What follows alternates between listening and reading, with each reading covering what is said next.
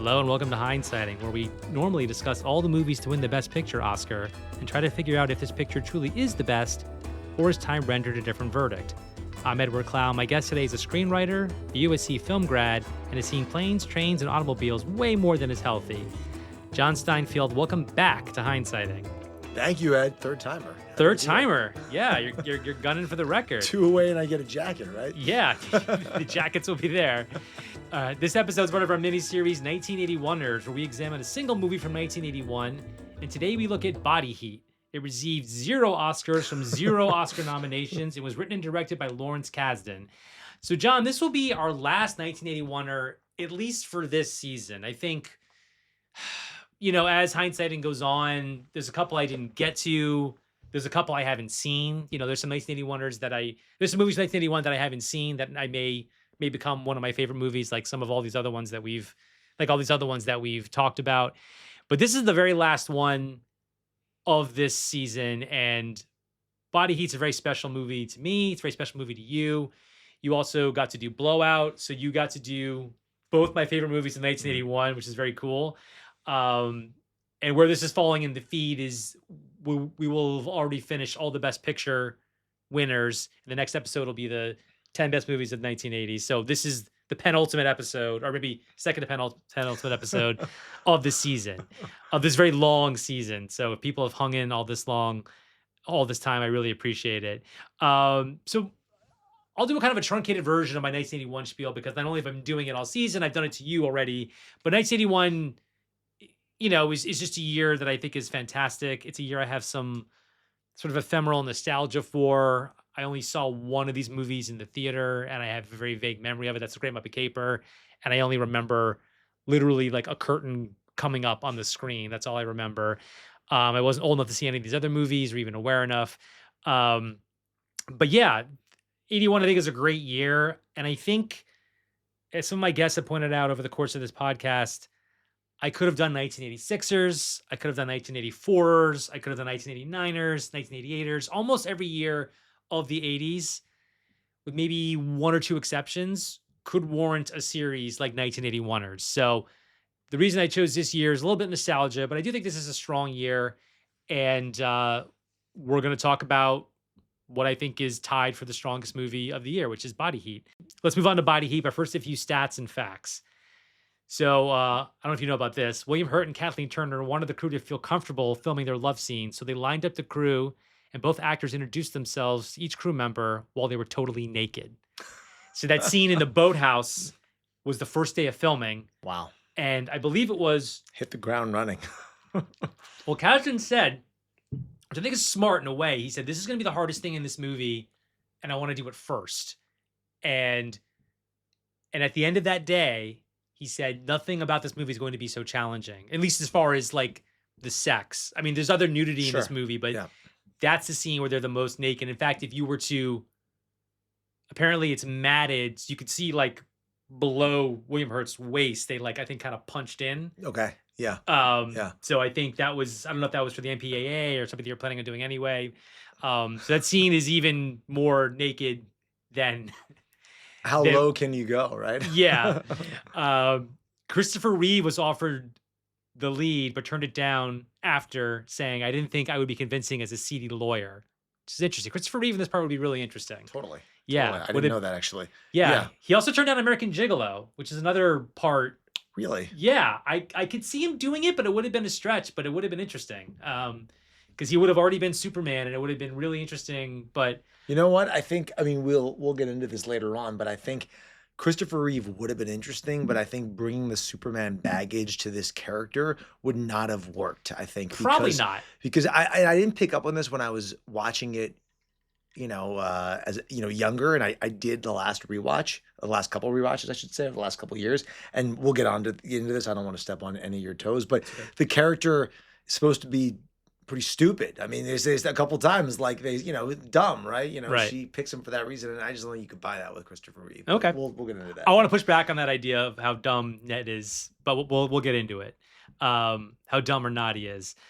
So here's a really cool thing that I did know, and this is something I bring up a lot when people are bagging on George Lucas.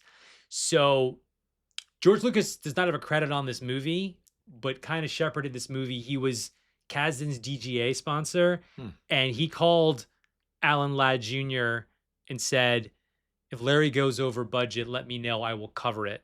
And did not tell Lawrence Kasdan that he did that. Wow. He ended up not going over budget, but I thought that was just really, really cool. It's a good friend. Yeah, really good friend. And this is not remotely a Lucas movie. No. Nothing about this. I mean, he's not a producer on it, but because he had the relationship with him for, Empire and Raiders of the Lost Ark, I thought that was just really cool. And I think George Lucas, as a human being, is kind of exceptional. Yeah, I think there's a couple stories like that. I mean, I know that Spielberg directed a day on Back to the Future, I remember. So that whole crew, I think, Zemeckis, Lucas, Kasdan, Spielberg, they were buddies who I think helped each other's films over the years, which is always cool to see. Lawrence Kasdan, quote, wanted this film to have an intricate structure of a dream, the density of a good novel, and the extreme texture of recognizable people in extraordinary circumstances. I love that. I think that really sums up. Jeff Goldblum was considered for the role of Peter Lowenstein. He later worked with Kasdan in The Big Chill and Silverado. That I can kind of see. It'd be different, but I could see, because Ted Danson's very tall and lank, and it almost has a Goldblum energy, even though it's not. I could see that. Some other actresses that were considered for the part of Maddie included Kim Basinger, Deborah Winger, Sigourney Weaver, and Mimi Rogers. All kind of interesting, but yeah, I mean, come on. Untouchable. Untouchable. Yeah. Other actors considered for the part I've never seen included, I already talked about Christopher Reeve, included Tom Berenger, Kevin Costner, Don Johnson, and Kevin Kline. A couple big chillers in there. Yeah, well, it's interesting because I think we see this a lot where, not just Kasdan, but we'll stick with Kasdan, where, Kevin Costner's in The Big Chill, but he's cut out of it very famously, but then he puts him in Silverado and then does 2 more movies with him.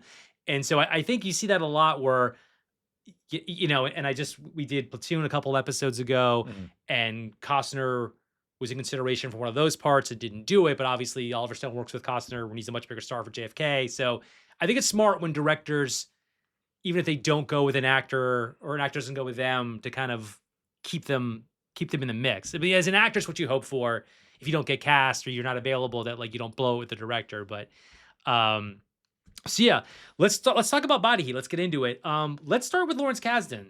So in our episode that we did, our 81er on Raiders of the Lost Ark, we talked a lot about Lawrence Kasdan and what an incredible 1981 he had, because he wrote the biggest movie of the year. Ridiculous. And he wrote, in my opinion, the best movie of the year, or tied for the best movie of the year. And the year before, he wrote An Empire Strikes Back. He's about to write, Big Chill 2 years later, and Return of the Jedi. So he's kind of, at this point, like the most famous screenwriter, at least famous within Hollywood. Sure. He's not Shane Black with writing articles about him, but I think he's like at a point where he's like David Koepp or Shane Black, or, there's a lot of examples. Maybe Goldman would have been up there with him back in the day, yeah, around that time. But yeah, it's hard to think of anybody, especially, God, doing Raiders and Body Heat in the same year. It's also like no overlap between those movies thematically, tonally. No, I think it's great. It's great. He said this great thing. I think I mentioned this in the Raiders episode, that he said that Spielberg shot his script exactly as he wrote it, but it still was different than what he imagined. Not that he was unhappy with it. And I think that was one of the things that, among others, that like him wanting to direct.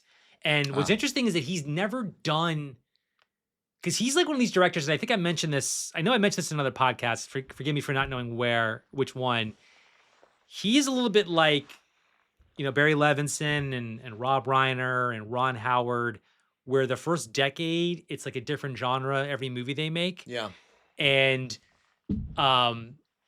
because this is a thriller, Big Chill is a drama, comedy, Silverado's a Western, and he never goes near this genre again as a director or a writer.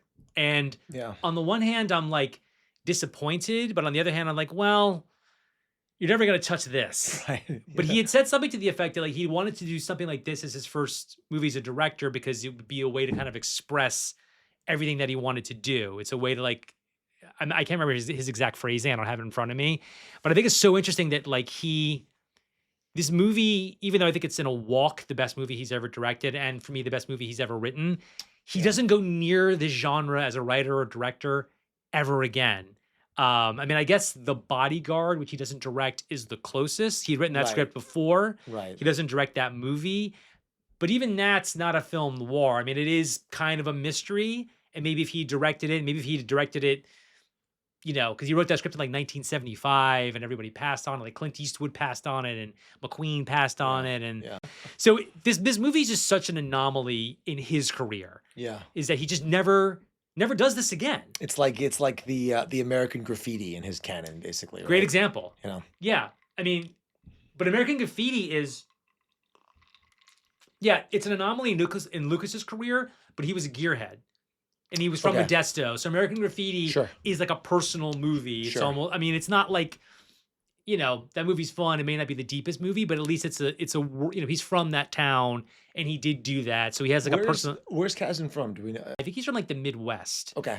Yeah. So this movie was going to be at one point the Jersey Shore, and then they moved it, which I can't imagine. Yeah, They moved it to Florida. And I mean, I'm from Florida. I'm from Miami. This movie takes place a little bit in Miami, and the bar where Ned and Maddie meet for the second time is in Hollywood, Florida. The Pine Haven Tavern. Right? The Pine Haven. The inside of it is in Hollywood. Okay. So this is, This is what my friend Billy Corbin would call like a good Florida fuckery movie, or like Florida man That's a great fucks up. Yeah. But the reason I love this movie, I think I first saw this movie when I was about 14. And so I was already into like film noir and all these, and I'd seen Double Indemnity already. And I think what I love about this movie, the thing I always think about when I watch this movie, or when I think about this movie, is I always just have the word clean. It's like everything about it. I don't mean clean in terms of like, obviously this movie's dirty in terms of like there's sex and stuff, but like, have you ever read this script, like physically read it? I did back in film school for sure. Okay. Yeah, I've read, like, a long time ago. I've read the script a couple times, and there's nothing like, oh my God, you should see the way he formatted it. It's like nothing else I've ever seen. It looks like a script that, we would see today, but it's just, I think it's the only Kasdan script that I've actually read to my knowledge, to my memory. And obviously I'd seen the movie before. It's just a really great read, and it really leaps off the page, even though he's not doing anything like crazy, like Shane Black descriptions or anything, or like Tony Gilroy. He's not doing anything like, as a screenwriter, that's look at me. There's no look at me stuff. It's just the pure content of it. Is just, I just think this is an incredible screenplay. And I imagine it's probably pretty similar. The final film is probably pretty similar to the screenplay. It isn't, in one really fascinating way. I'll just do it now. There's some deleted scenes, and if you have the DVD, and Criterion is about to put out, actually by the time this drops, I think Criterion will have already put out their Body Heat 4K. The 4K. I think it's coming out in May. I'm drooling. I only wish we did this later so that I would have seen. But yeah, me too. But I had the Blu-ray, and you gonna double dip? I have to. I mean, yeah, it's out of your hands. Well, it's interesting. Just to be technical for a minute, I watched it yesterday, and it looks good on Blu-ray, but in the blacks, it gets a little like pixely. Okay. Like for instance, the very last scene. By the way, we're going to be spoiling Body Heat. I don't know why I have to say this, but we're going to be talking full plot spoilers. This is a thriller. This is a great thriller. I know some people watch along, so if you're going to watch along, watch the movie first, because we're spoiling. You can't talk about it without spoiling. Right. In our blowout conversation, I think I felt compelled to say that also. That should be a given. I don't know why anybody would want to listen to us jaw about a movie they haven't seen, but I think some people might do that. We're just so charismatic and easy to listen to, Listen to them talk about a movie we just make up. So there's deleted scenes, and it's a lot of like sort of Ned and Maddie in their early, they're already having sex, but it's like a lot of scenes. Like there's a scene where she dresses up like a flight attendant, because it's like a kink thing, like role play, okay. Like a role play thing. Yeah. And then there's a scene where they're having sex in a car. It's like done at kind of a remove. Like it really doesn't get any more sexually explicit past that boathouse scene, which I think is interesting. Like after that boathouse scene and one scene after, you don't really see anybody, or the nudity is like very kind of at a remove. Sure. Which because the plot is already kicking in. Right. Things are unraveling. Yeah. Which is what I want to go back to in a minute. But so there's a bunch of deleted scenes that when you watch them, they're good, but you see why he cut them. Okay. But there's one plot thing that he changed, and I understand why he cut it. And when I read the script, I think I read the script before I saw these deleted scenes. Like meaning I had seen the movie 1,000 times, read the script off one of those like old sites like Drew Scriptorama or some crap. But I could tell it was the real script because like it was Xeroxed and kind of hard to read, and it Right. was like, and there was all these deleted scenes. So when Ned goes to kill Edmund, the first time he goes, it doesn't come off. Like he's about to do it. Oh He's wow. waiting in that same place, and they like have to pull out. Hmm. And then so he leaves before Edmund sees him, and then she goes to his apartment like a couple days later or whatever. There's a scene where he's in his apartment, he's sitting there, and she comes in, and he says something so Ned says something to the effect of like, oh, maybe this is a sign that we shouldn't do it, that we shouldn't go through with it. And she's like, okay, is that what you want to do? And then he says like, oh no, you don't think I can pull this off. And then they decide to do it. And what's interesting is the night in the cut, if you look really carefully, Kathleen Turner's nightgown is different from when she's in bed to when she goes downstairs. Yeah. It's like one is white and one is like gray with straight. It's really hard to tell. I mean, Okay. you would not be looking out Yeah. for this at all. But her nightgown or her negligee, it's not the same in both those scenes. Okay. Because he collapsed this down. That doesn't really change anything. It just kind of like it's just there was an attempt to do it that didn't come off, and then Yeah. from a second viewing, had that been in there, that like she manipulates him into going through with it. Yeah, totally. I mean, It's interesting. that is interesting. I mean, the movie's pretty lean, I'll say, which I like about it too. I mean, it really is. It flies by, and it does not overstay its welcome. There's like not an ounce of fat on the movie, Which is why he cut it, and it's just why it needed to go out. I get it. I get it. It does. Look, it's hard to make a murderer seem even shittier, right? Like, I mean, he's about as base of a guy as it can get. But having said that, like, to get to the precipice of killing somebody and then walking it back and then going back through with it, like, you really fucking want to do it there. You know what I'm saying? Yeah. Like, it makes his character even more, I think, unlikable, even though he's already about as unlikable as he gets. Yeah. So I thought that was really interesting. And if anybody gets, I mean, it's not even, I mean, I think the script, you can find it online. Any screenwriter or filmmaker, I really think this is, Yeah, it really is one of the best scripts I've ever read. And I think you can see that from watching the movie. It isn't the kind of thing where you read the script and you're like, oh my God, they made this in the cutting room. I mean, No. Ted Danson said this great thing, I think in one of the interviews, which I imagine will make its way onto the Criterion. He said that this is like very early in his career. This is a year before Cheers starts, to give you some idea. He said that the script was so well written. The script was so well written, it was like a symphony. You could just pick it up and play it. And the dancing thing is in the script. Everyone thinks that's something that he like brought to it. Yeah. That's in the script, that Lowenstein just dances. Interesting. And that's the kind of thing that could have been so annoying and so twee and so like, oh, I got to make this character. Yeah, like have some affectation. Yeah, and it just works. I mean, Danson's the one who brings that off. Like it works because it's like, but I don't know. It's hard to say how that comes off in the script because obviously I've seen the movie so many times, so I'm not objective about it. I don't know how that would have played if I were to read that script and be like, oh, do you need this dancing thing? Yeah. But I think it makes him more of a character. I don't know, or not like more of a character. It makes him like a real person. It feels, look, we're both writers. It definitely feels a little window dressing-y. I mean, I don't have many bones to pick with the movie at all. I mean, it works. Ted Danson is, as ever, super likable and just like charismatic, so he can pull it off basically. Yeah. It definitely feels like here's an otherwise pretty thin character. I think all we know about Lowenstein is he does have a family, right? That's really all we know. Gives him a little bit more of a zest to him, of an otherwise like pretty flat character. There is that iconic shot of him, the overhead shot when he's waiting for Hurt On the pier. Yeah, that's awesome. I could the fingers dancing when he's ordering the iced tea, whatever. Yeah. But him dancing, and he looks pretty fucking good. He does. I gotta say, that makes it worth it to me. Actually, I push back on the idea respectfully that the characters are thin because I didn't say characters. I mean, just mean him, Lowenstein. Well, but I push back on that also because I think, I'm saying the supporting characters. I know you're not saying that about Hurt and Turner.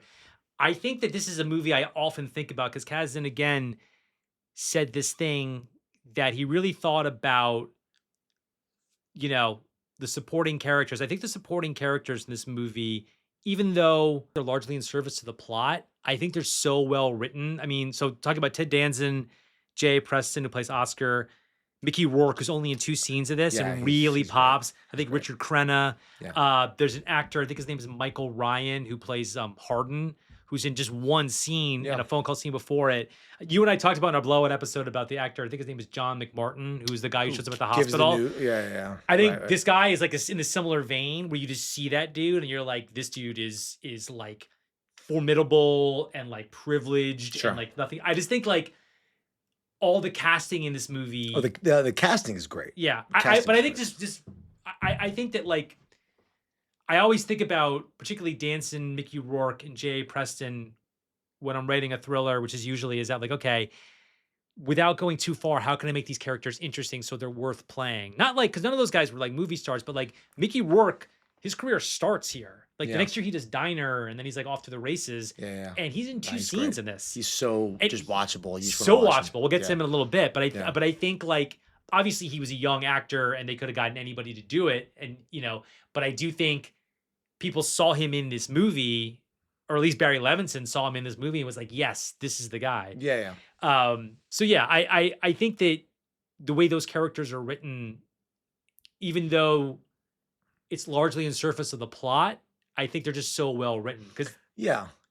No, it's not a knock on the movie. I don't mean to come out guns up. The movie's, a 5-star classic for me, 100%. And actually, had Lowenstein had some kind of like deeper character shading, it wouldn't have done much for the movie, honestly. Like it's fine. I'm just saying in the end, like the Fred Astaire affectation, it works. It totally works. He and brings it makes off. Memorable. Yeah, it I mean, makes it memorable. Aaron Sorkin said this great thing that I also think about a lot.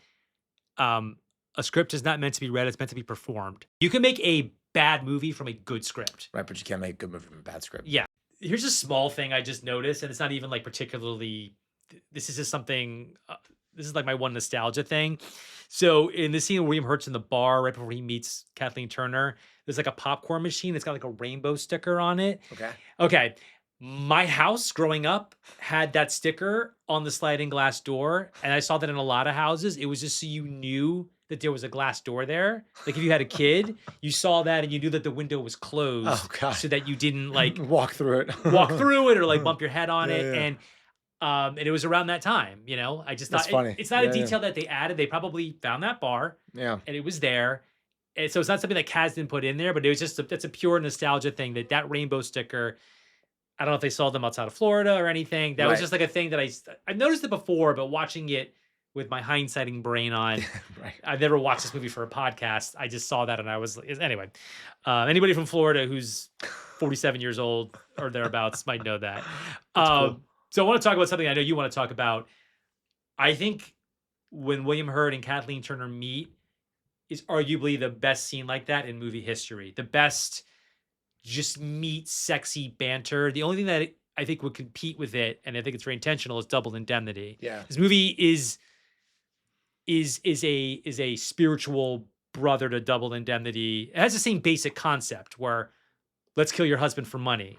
But I don't think it's not a remake, but I often say that's the best double feature I could think of. Double Indemnity in this. For double feature, for sure. Double feature for sure. Yeah. Double Indemnity is one of my 10 favorite movies. This would be probably somewhere between 11 and 20.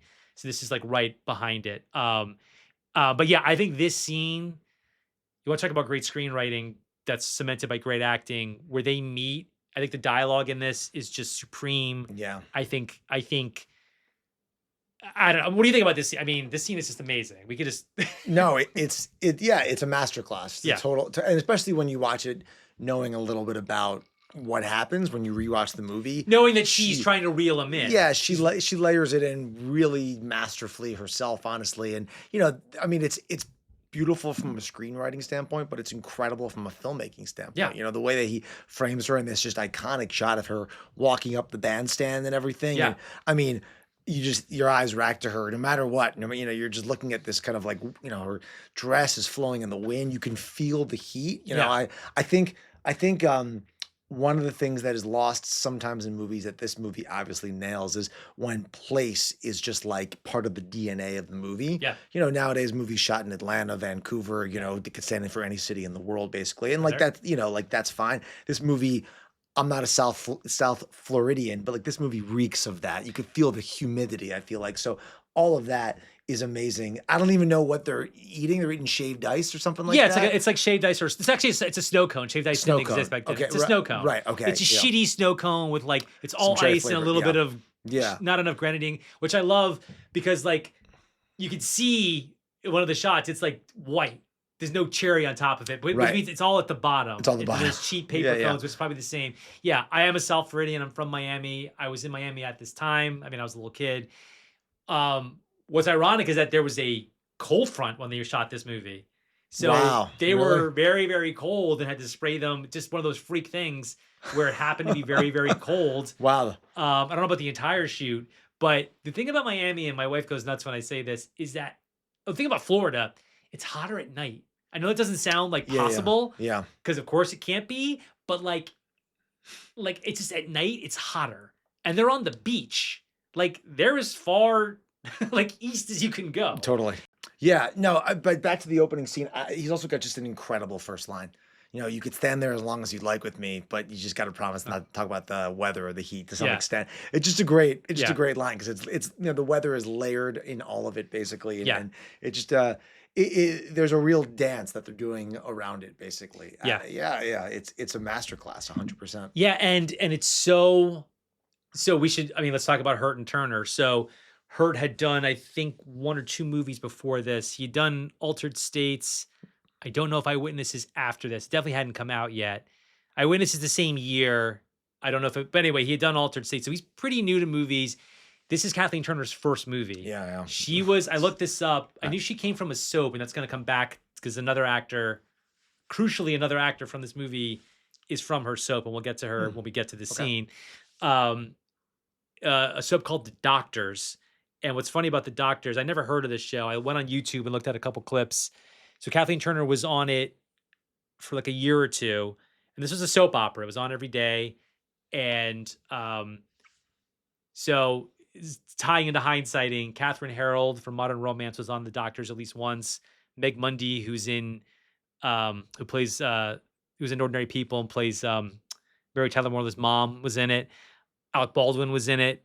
Wow. I'll do this now, actually. So Kim Zimmer, who plays Marianne, is from this soap, and that she was Kathleen Turner's idea. She said to Lawrence Kasdan, "Oh, there's this girl who looks like me who I worked with on the soap, and she kind of looks a lot like me. All roads lead to Doctors." Yeah. So it's just funny. There was this the soap opera. I'm not a soap person, but I know what General Hospital is. I know Days of Our Lives is. I never heard of this, but it was a soap they shot on the East Coast, kind of like Tootsie. This thing they shot on the East Coast, and Kathleen Turner was on that for a couple years. This is her very first movie, which I think plays into why a known actress, even though the names I read off weren't known, I think it had to be like, who is this woman? Obviously, she's got to be sexy and attractive and a great actress, and she's all those things, but she also can't be somebody that we know. It's got to be like, because you just talked about when we see her for the first time, it's like that's the world. Unless you happen to watch The Doctors, which I'm sure some people did.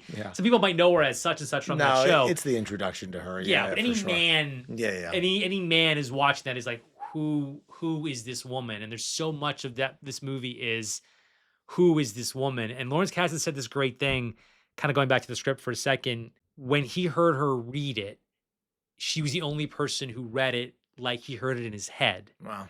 And I think my dad always compared Kathleen Turner to Lauren Bacall. Yeah, and I think he's right.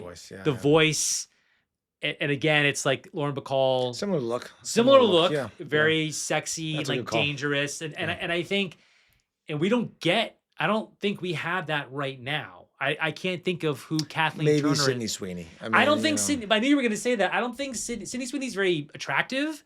But like there's an aggressive sexuality to Lauren Bacall and Kathleen Turner. Yeah. And I don't want to make it all about the voice, but I think it's like there's like a man-eater quality that I don't think Sydney Sweeney has. I mean, she has been given that opportunity.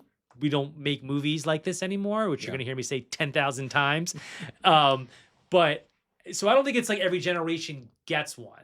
I really don't. It's a hard. 40 years between the two I just named. Not quite. No. There's not a lot of other actresses who I think could do it. I actually could see, you mentioned at the top, I could see Kim Basinger doing it, I think, honestly. I think Kim Basinger has the look where she was incredibly beautiful, and it's like, who is this woman? But I think another name, I think Deborah Winger. I'm not going just husky voice. And we talked a lot about Deborah Winger in our Terms of Endearment episode.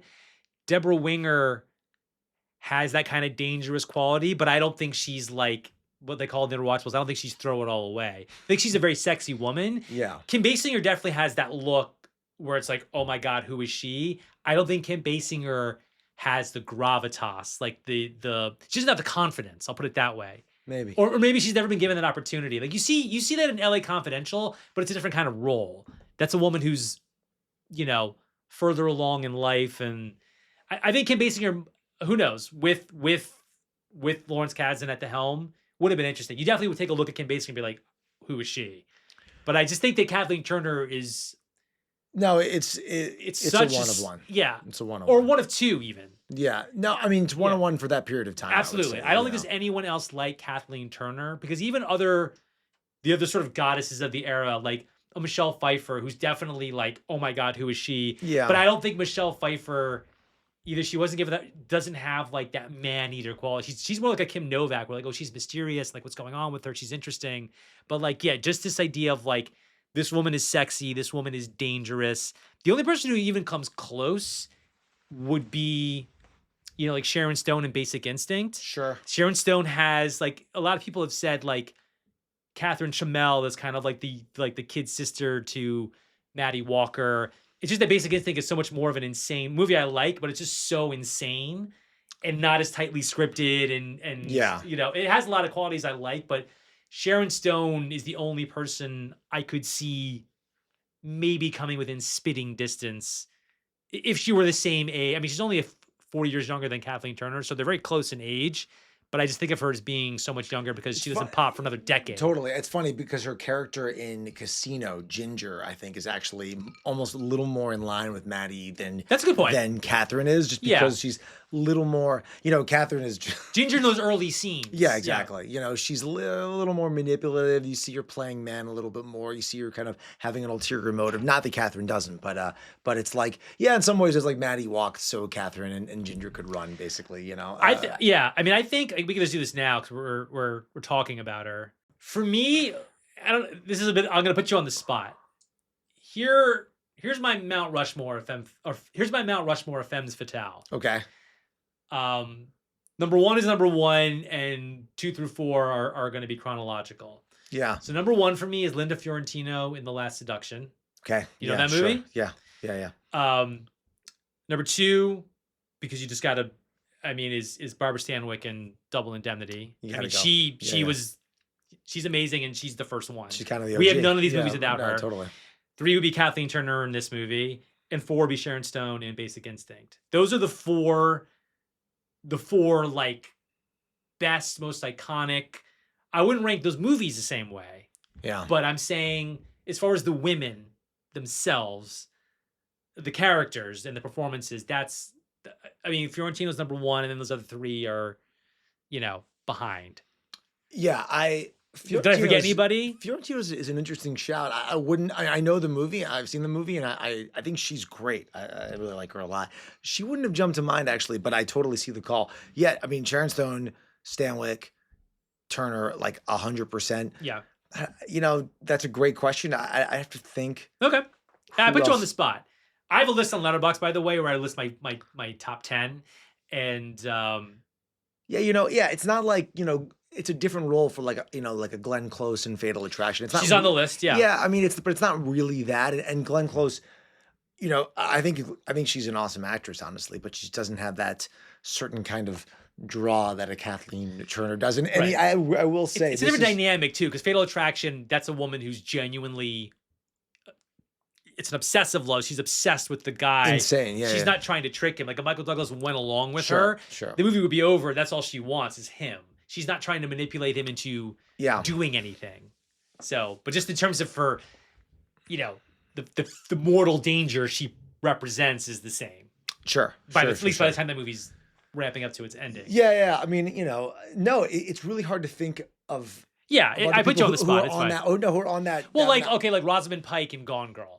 That's another great one. Yeah. That's somebody, the dynamic's different because he's married to her, but that's just someone who is definitely a Maddie Walker or Catherine Chamel, even though she's dealing with a man she already has. Just in terms of like, just being a few steps ahead and using Right, but sex and but there is a and I guess she does seduce the Neil Patrick Harris character for sure. Yeah. That's kind of like a fucked up relationship between like him and her to go into It was Gone Girl, pre-existing too. Yeah, right. They have a history. They were together. Yeah, which is an amazing movie. I love that movie. They're all kind of different. I mean, I think the four that I mentioned are the four I'd stick with because in all those situations, that's a woman manipulating a man to do her will for a scam.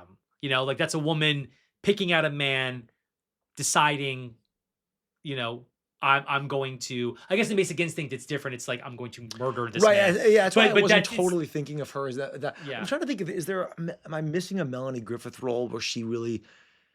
Not Griffith really never body really got double. Griffith seems like really somebody who could do this, but was never really, unless I'm just not thinking of one. I mean, even Something Wild. I was just thinking of that. I mean, it's not really a femme fatale, but it's kind of like it seems like she would be, but then you see what a seductress. victim she is because the Ray Liotta character comes into it, and then she's incredible. Not in control. Yes, she's not in control of anything. The first maybe hour of before Ray Liotta shows up, you could see Something Wild going that way of like, oh, is she dangerous? Is she, Yeah, the only thing that just jumps to mind, and it's a different role. It's not really a classic femme fatale, but at least for me personally, in terms of a woman on screen, you feel like you would throw it all away for, you feel like you could do bad, you would do bad things for, is kind of Mia in Pulp Fiction a little bit, actually. I mean, again, it's not, she's not trying to get Travolta to do something that he shouldn't be doing, although there's maybe that under the surface. But I remember in terms of screen presence, and I hadn't known Uma Thurman. It was my first Uma Thurman movie. Oh, was it? But yeah, Pulp was for sure. Yeah. So it was a similar, even though she had done for sure more than Kathleen had done, but it was a similar like bolt from the sky. Right. Like who is this woman? Incredibly alluring and seductive, basically. Sure. And you feel like there's the danger. Maybe Marcellus has the danger kind of hanging over her. But she's just someone I think just jumps to mind too. As like I think that's fair. I mean, look, a dangerous throw it all the way kind of girl. There's littered with these, but what I think is so fascinating about Kathleen Turner in this movie and really throughout her whole career, but watching this yesterday is, yes, she's off the charts, sexy, beautiful, one of one, all this other stuff, but I do think she has like moments of vulnerability in this movie that I buy. This is why I push back a little bit on this idea. I don't know how serious you were, and if you were, that's fine. I've heard this said elsewhere that like, oh, Ned is so stupid. I don't know how stupid Ned is. I think Ned is definitely lazy. I think Ned is definitely, not as smart as she is. But I don't know, because here's I guess let's do this now. At least the way they present it, Ned comes up with the murder plan. How they're actually going to do it. That plan would have worked if she didn't burn him on purpose. Like, it's actually very clever. Like, the way he rents the car and he has the car like on the street, and how like he like does the murder when he's supposed to be in Miami, like hundreds of miles away. Like, he doesn't make any mistake. The only mistake he makes, I mean, it's a big mistake, is that the person, he trusts the wrong person. Sure. Which I look, he's definitely blinded. Like, but it's not like, oh, how could this guy be like, the screenplay doesn't fall apart because of the character's stupid behavior. You and I have both seen movies where a character does something really stupid because the script needs him to do it. I don't see that in this movie. I don't think you're saying that either. Yeah, no, I don't. That line early on when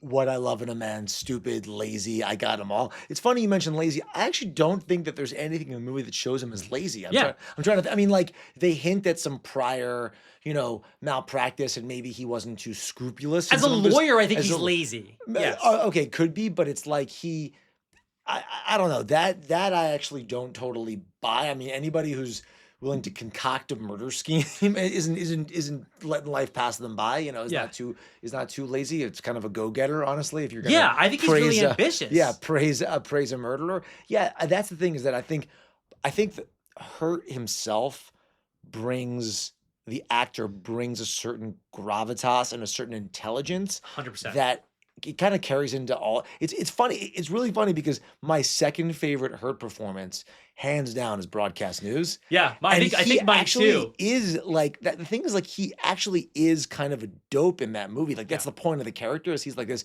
beautiful but like kind of vapid dude. Yeah. I shouldn't say dope, but just like vapid. No, and he's an empty he's suit. not that deep, right? He's not that deep. No, I actually think I agree with actually. I think my favorite performance of his. Spider-Woman's great. I mean, he's great in a lot. I've been watching a lot of him this season, and I'd never seen Kiss of the Spider-Woman. I'd never seen Children of a Lesser God. Yeah. Which I think might be his best performance. I prefer this movie to that. Oh, yeah. Comparing them's a little bit stupid, but Yeah. but this is one of my favorite movies. That movie destroyed me, and I think he's terrific in that movie. But Broadcast News, I think, is definitely top 2 or 3 for me. Yeah, but I think that's the only movie where he's stupid, but it's the point. It's not even that he's stupid in that movie, it's that he's an empty suit. He's like a really good actor, Right. who doesn't that's like all he's not a journalist. That's the tension of that movie. Right. Is that like he is a performer and that offends Holly Hunter and Albert Brooks because he's not a real journalist. Yeah, he's willing. But he knows he's not. He's willing to fabricate, that the tear thing, emotions and things like that. Yeah, no, I just think that he brings a certain seriousness to just his general aura is that way. So it's even though she is always a step ahead, a very, very far step ahead. That early line, at least having seen it so many times, lazy, stupid, it just that was like, that makes sense for the character, but that's not exactly who. But she says you don't look lazy. Right, yeah, that's true. Yeah, that's true. So I think she kind of can see. I mean, she obviously, we know, having seen the movie more than once, we know she knows everything about him, or she knows what she needs to know about him. Yeah. And she even says in the next scene, which I love, like, some men, you give them a whiff of it, they track you down like a dog. Yeah, and he says, I'm not that eager. But of course he's that eager. I mean, we see, so we agree. I think that William Hurt, Roger Ebert said this great thing in his great movies review of this movie. He says that he seems like a guy amused by his own intelligence. And I think it's like a great way to sum up William Hurt in almost every movie except for Broadcast News. And maybe I Love You to Death, which is the last movie he makes with Kasdan. And that movie is like a burnout dope. Yeah. It's a small part. They make 4 movies together. That's the last of 4. Pretty close together in just under a decade. But yeah, it sounds like we actually agree on that. I've heard people say, like, because I think Fred MacMurray in Double Indemnity, it's the same thing where these guys are like kind of like quick buck artists, and they're kind of like, they kind of want to cut corners, but I don't think they're dumb, because in both those cases they come up with these elaborate murder plans. Yeah, because they're trying to crook the house, they're trying to cheat, and it's like if he put that effort into his career, he probably would have a better career. Like that old thing of like, if you put what you put into this murder scheme, if you put that into being a better lawyer, you probably be a better lawyer. And you learn that from the Ted Danson scene, when you first meet him in court, that like, he's representing a guy who was selling sleazy. toilets. He's sleazy. And that's why the mustache. So I buy Hurt as sleazy for sure. Yes. I just have a little bit of a harder time, which again, we're hitting the same point, but I buy him as sleazy. I buy him as sweaty for sure. Yeah. The super slow, or at least super slow, like just not as quick as her. I guess I could buy because she's just so far ahead of the 8 ball. But I will say that in rewatching it again, one thing that I think is such genius screenwriting about his character very early on that I don't think I picked up on the first 2 or 3 times watching the movie is the beat when he throws the chair through the window. I think to me is the beat where it's planted in probably her head. This guy has what it takes to go that far. Interesting. Because it's like such a I remember the first time I saw it, I was like, that's fucking crazy. Like, it's iconic. Yeah, like, I mean, and problematic now. Right. Yeah, I mean, he's throwing a chair through a house that's not his to get to this woman. Like, also, like, I have some questions. What happened when Edmund got home? And there was a chair. But what, the glazier was on call in that house. Yeah, right. I mean, not like, but just like, I think that's such an incredible beat because it shows like this guy for this woman will do some crazy things, will kind of go to the edge a little bit. And I feel like that was a very a very illuminating character beat. So this is fascinating. I want to stay on this for a second. You think that's because obviously we know she's before she moved down there, up there, she knows who she is. She knows he had this malpractice. Yeah. You know, it's a conspiracy, but a very easy one. It draws from one person to another.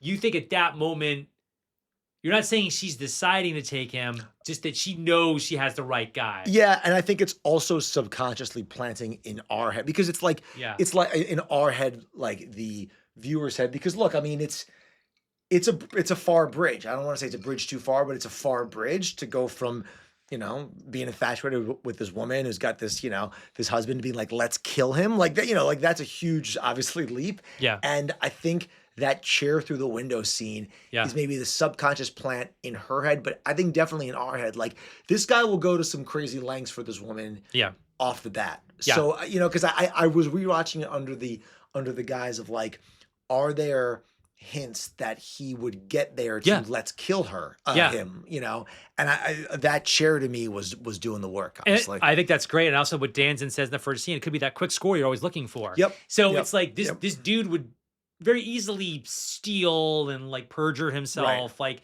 and he's not above it. He's not above anything, and I think that's why he has the mustache. And that was a fight that Kasten had. Oh, really? Where, you know, they really were on his case to have Hurt shave the mustache, and he dug his heels in, and he just dug his heels in and refused to. And I think it works. I think it's so crazy. Kasten would push back on that because it's. I mean, look, in hindsight, it's 2020, but it's like, oh my god, it's hard to imagine the character without the mustache. Yeah, because I think it's not like the movie doesn't work if Hurt is clean shaven. No, but he's got such sort of Ivy League looks. I think it's like a bit of sort of like.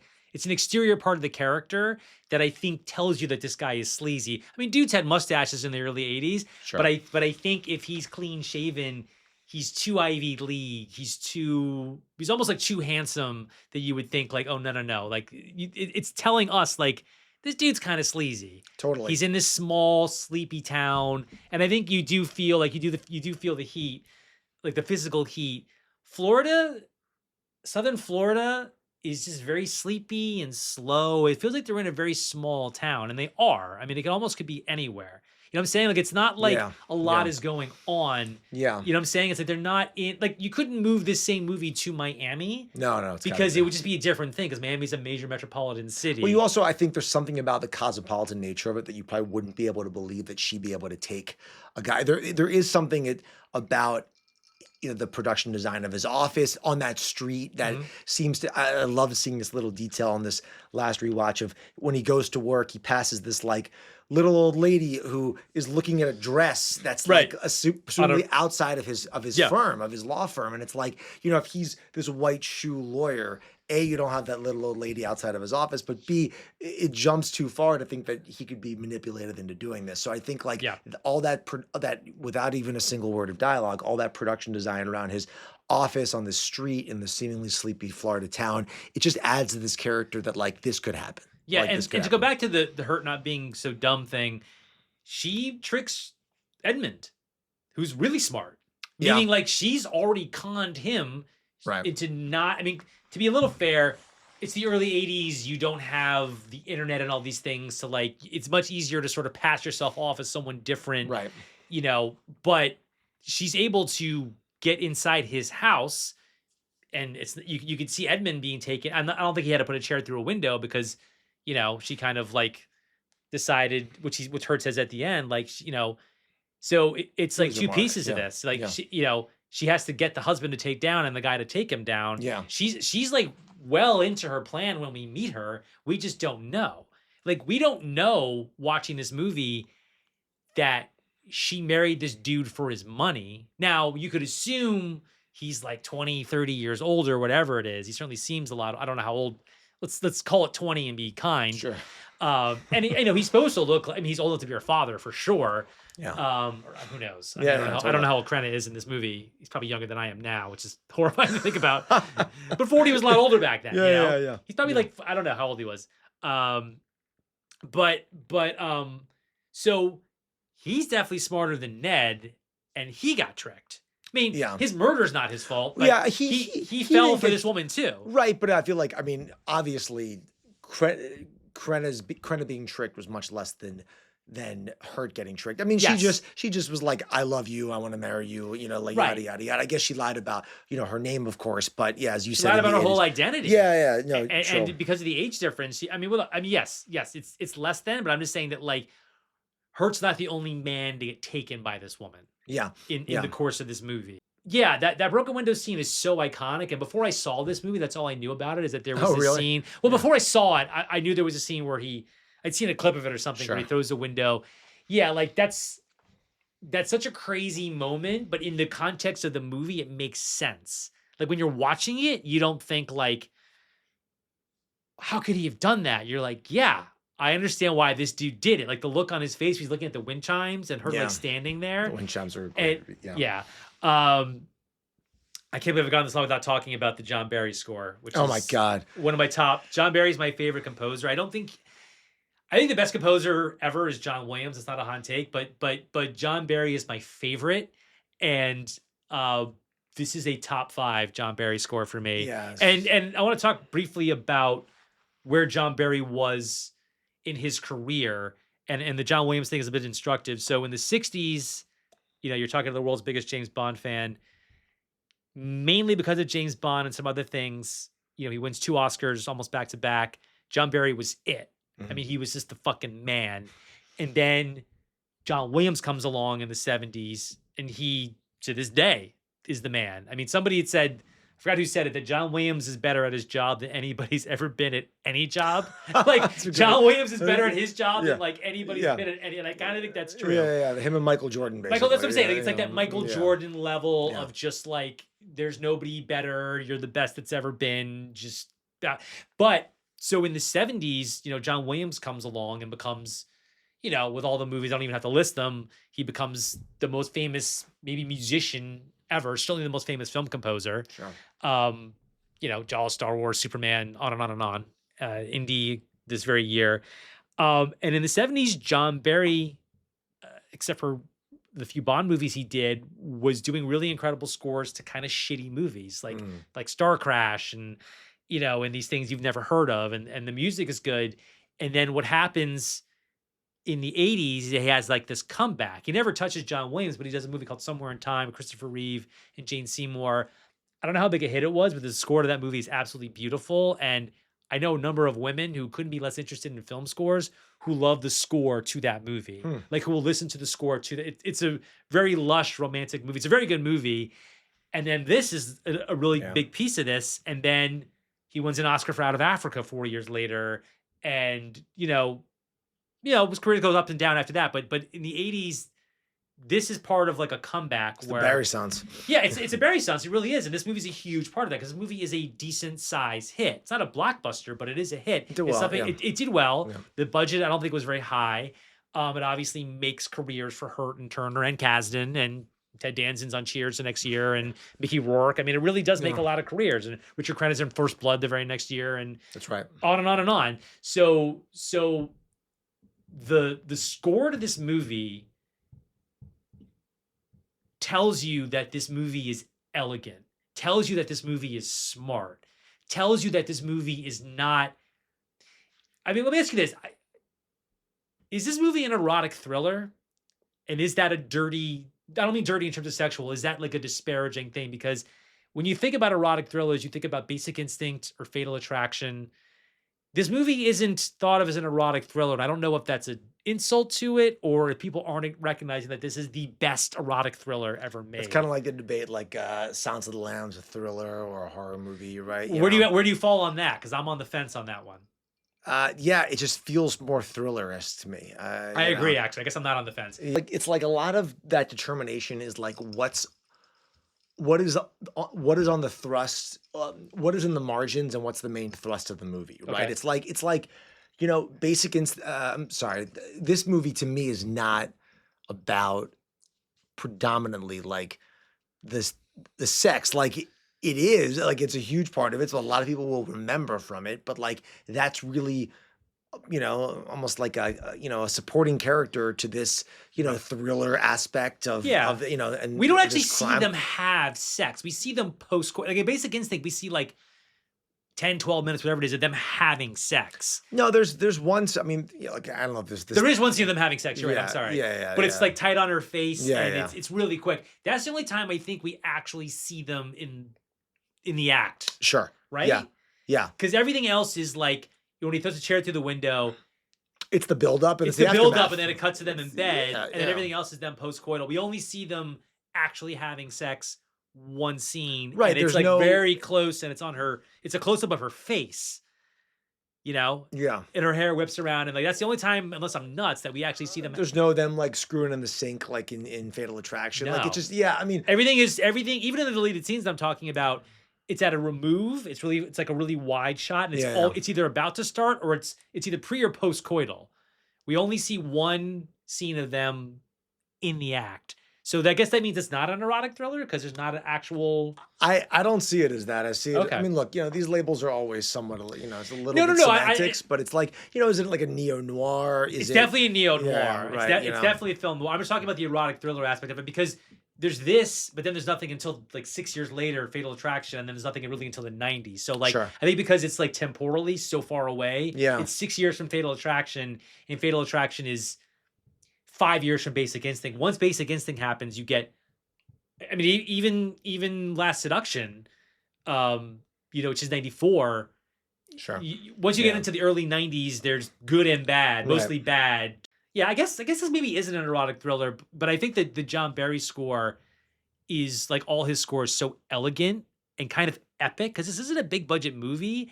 And what I love about John Barry is that he made everything feel epic. Now, if Yeah. it's something like Dances with Wolves, which is epic, and it's no accident that Kevin Costner, who's in the Kasdan verse, for his first movie as a director, picks John Barry. And I think in both those cases, John Barry really elevates those two movies. Couldn't be more different. Yeah. But I do think it's interesting that like, I'm making my first movie. Let me get like an incredible composer to elevate it, not elevate it like paper it over, but I do think that like if Body Heat had a synth or like late disco score, it would really hurt the movie. Totally. The score I think helps on two fronts. I think one, it helps tie it to the films that influenced it. Like it has a very classic feel to it that I think ties it into those Double Indemnities and the classic noirs on one hand. And on the other hand, there's a certain ominousness of, to the score early on that you just, I mean, look, most people watching this movie have an idea of where it's, what does it play? Having said that, I think you could go in blind seeing, Turner and then hearing the score. And it's like, it creates this just bubbling sense of dread. Yeah. Like that scene on the beach, which is like kind of one of the few like really sweet scenes between them, even though, I mean, really nothing. I mean, they're already talking about I signed a prenup and everything. But when she gives him the fedora, like that music is really beautiful. But I think you used the right word. Like there's a melancholy to it. Yeah. There's a doom. There's a danger and doom to all of John because he's like Bernard Herrmann. Right. Like I think that Bernard Herrmann's scores were so beautiful, but even in the romantic themes you heard, this isn't gonna work out. Like you hear like Vertigo. It's like, oh, this is really beautiful music. It ain't gonna work out between these two. I might not know how, but like, Yeah. So I think that's the thing about this movie. I mean, I think the cinematography is great, the editing's great, everything about it is superior. But I think the score, and obviously I'm a huge John Barry fan, but I've seen him score shitty movies, and I'm like, oh, I like the score. This movie sucks, And I think this is one of those things where he really elevates this. I think like what Kasdan said about, Kathleen Turner speaks the way I heard this character in my head. He's got to have felt the same way about the music. Yeah. And again, I think John Barry's wing was a bit down at this point, and I think he was just a huge steal. I think that he would have been harder to get in 1967 when he just won an Oscar. I mean, he wins the Oscar 2 years in a row, which even John Williams never did. I mean, I'm not saying, I think other composers may have done that. I'm sure Ludwig Göransson's going to do that any second now. Yeah. But yeah, I mean, I'll stop talking about him, but I just think he just classes this way up. I think this movie's very classy, which maybe pulls it out of the erotic thriller aspect of it. I would argue Basic Instinct is actually more elegant than people remember. Yeah. But there's so much problematic about Basic Instinct. It's crazy. There's one thing in this that's problematic, and if to be fair, I got to mention William Hurt has a very complicated and checkered history that I was sort of called out on in my 86 episode when I talked about Children of a Lesser God, and rightfully so. But the chair through the window thing, I think works in this movie.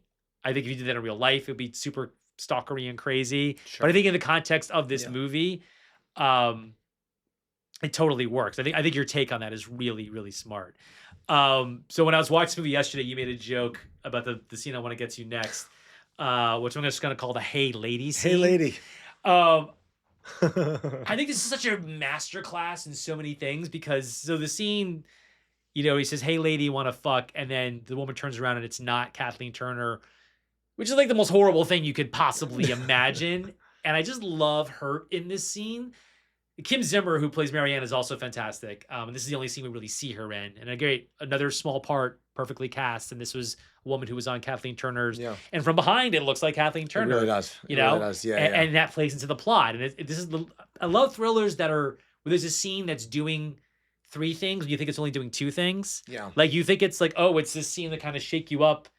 And then what it's really doing is setting up basically the caper for the end. It's setting up, and I have a question about the scene I want to throw to you in a minute. But I love Hurt's reaction because, of course, his face is like, "Oh my god, I'm so embarrassed," and then he's like, "Sorry," but then he's like, "Oh, I am an idiot," and he's like, I'm a jerk. he's like, "You staying in town?" Just the fact that he just flips it a little bit, just go, "Okay, we're done with this," and I just think like that's Ned. Like he's fucked up like that so many times before. There's a line later in the movie where Jay Preston goes, "Ned, you've screwed up before, you'll screw up again. It's your nature. It's always been small time."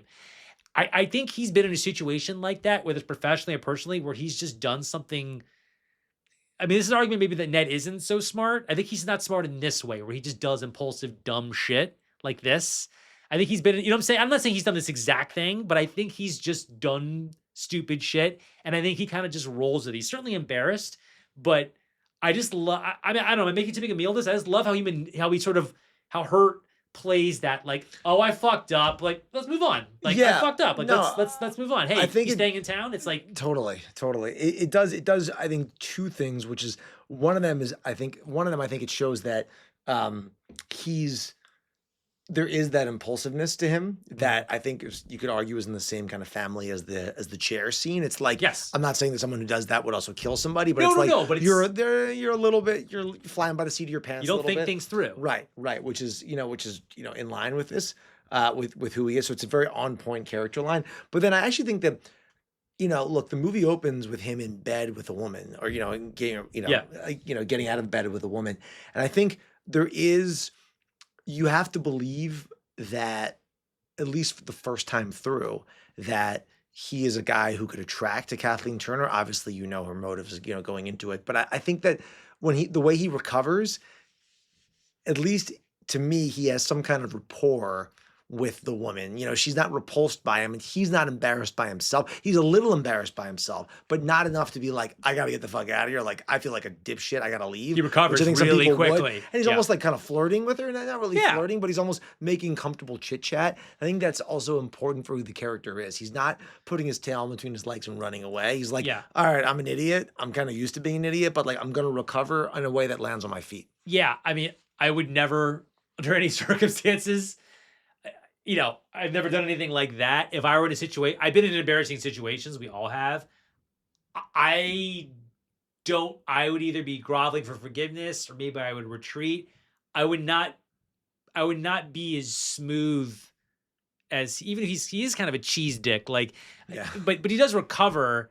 And I think and obviously, well, the worst thing about that to me is that it immediately outs supposedly Marianne's friend as having an affair, like immediately in that one line. Like, it's totally different if she's a single woman. And then, a single woman, look, it's not a very nice thing to say, or not a very polite thing to say, but if it's a single woman, you're like, "All right, I'm just messing around, just having a good time." But if you do that, implicit is like, "I'm having an affair with this married woman." Right. So it's kind of egregious on two levels. Yeah, and he says that. He's like, "I am sorry, I got to be more careful." But Kathleen Turner says, "No, Marianne's my best friend. She wants me to be happy." So like, she's saying, okay, it's cool. Because obviously that wasn't part of the plan. Here's my question though. So we need that scene for the plot. We need to know who Marianne is. We need to know that she looks a bit like Kathleen Turner. Yeah. That was why Kathleen Turner recommended her to Kasdan, because I don't know, she was on the Doctors with her, but I don't know if they played sisters. I don't know. She came from the Doctors. So Kathleen Turner hands her an envelope. What do you think is in that envelope? I'm not saying this is like a plot hole. I just like, No, she's there for that reason. Like, I had some questions around the whole Marianne Maddie thing as it goes on. And, Okay. like, because look, I don't think the point of this is to like find every single logical. It's a pretty good plan, and it's obviously a brilliant. No, I don't want to say this is a whole. I'm just curious. What do you think is in the envelope? She's there for a reason. I think it's got to be related to her, to Kathleen Turner ending up killing her. Like, it's got to be like, go to this place, like here's a key to a hotel room, or here's something like that, because maybe it's money to pay her off for. It felt like money to me. If the envelope looked thick, like it felt like there was all that. But it's just, I mean, I think I had some questions about. So, real Maddie comes to her, presumably, and says, "I found out that you've been using my name, basically, for a period of time." Right? Oh, you don't think it was? You think it was behind her back? You don't think they switched identities? On purpose? Well, because she introduces Ned to her as Marianne. Ned, this is Marianne. She's an old friend of mine. Right. But prior to this, you're saying. Right. Yeah. Okay, go right, ahead. I'm sorry.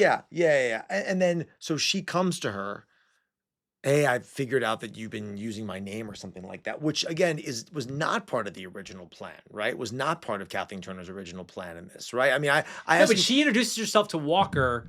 Let's talk this through, because William Hurt figures out when he's in prison at the end, he says there was something in her past that was so bad that Walker wouldn't marry her. And Kathleen Turner does say, maybe her only honest scene in the movie, "I got in bad trouble with drugs, speed. I was in Chicago. This guy got me clean. He was a lawyer." Could have been real. I think everything she's saying in that point probably is real. Yeah. I worked for a lawyer. The will thing happened to him.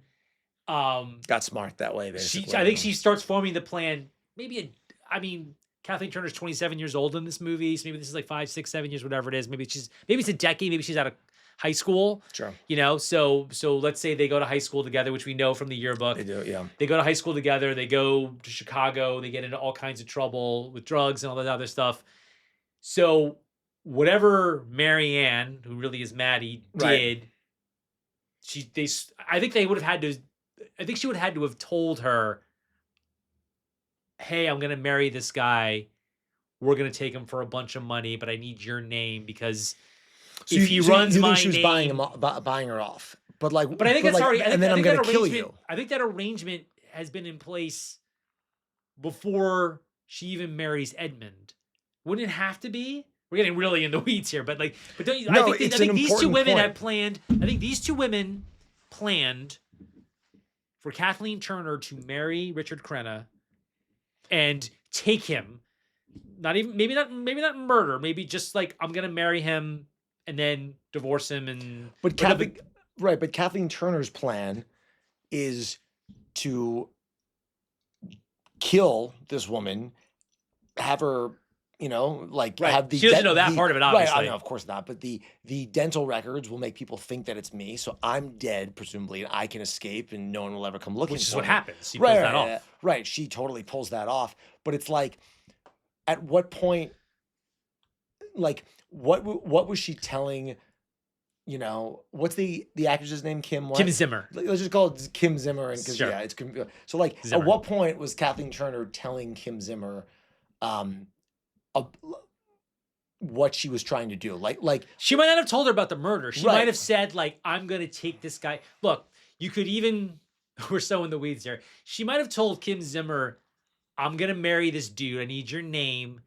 I'm gonna take him for a bunch of money." Maybe she doesn't. Maybe she leaves out the prenup. Maybe it's like, "Oh, I got to sign this prenup, so I can't take this. I can't marry this dude and then divorce him and take him for half his money, right? Because I signed this prenup." Maybe that's when she's like, "Okay, I have to kill him.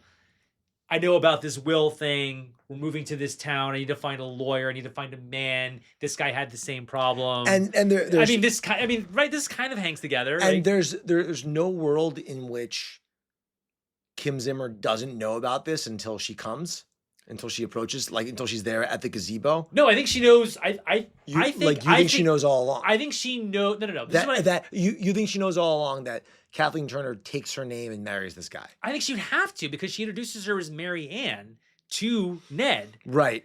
So I think that these two women plan, because I think you're right. You made the point, or you implied the point that like she could show up at any point and say, my name's Maddie Walker. That's Mary Ann Simpson.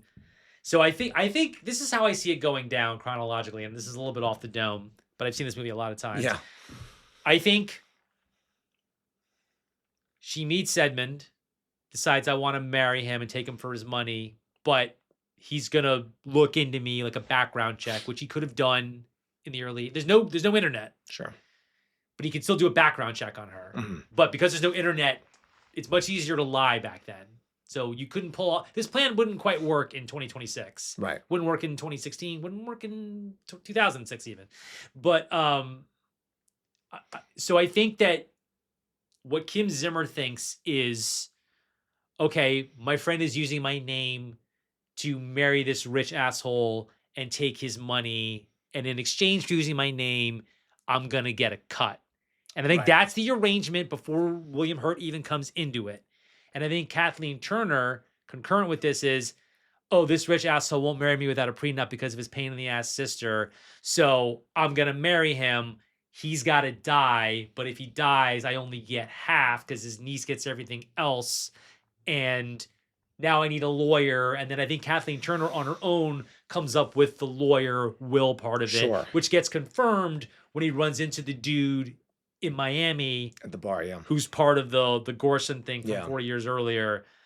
I mean, that kind of makes sense to me. I don't think there's any like major hole, but do you think I'm misrepresenting anything or missing something? It does. It's just that Kathleen Turner's her plan all along is to kill my best friend. Well, I don't know. That's a good point. I think when she realizes that she can't, I don't know when she decides. Let's get to this now. These two women graduate high school. They go to Chicago. They get into some trouble. Wild times. I think everything she says to William Hurt is actually true. I got into trouble with speed. I did things are terrible. I thought I died. I prayed I would, all that stuff. I think they go to work. She goes to work for this lawyer. Mm. And I think the idea about the will being invalidated is something that she's thinking about. Sure. She meets Edmund, however she meets him. She gets clean, and she's like, I'm going to take him. And she has to switch identities with Kim Zimmer because her name is going to bring up something that he would never marry her, particularly with this pain in the ass sister-in-law who was very suspicious of her, and turns out with good reason.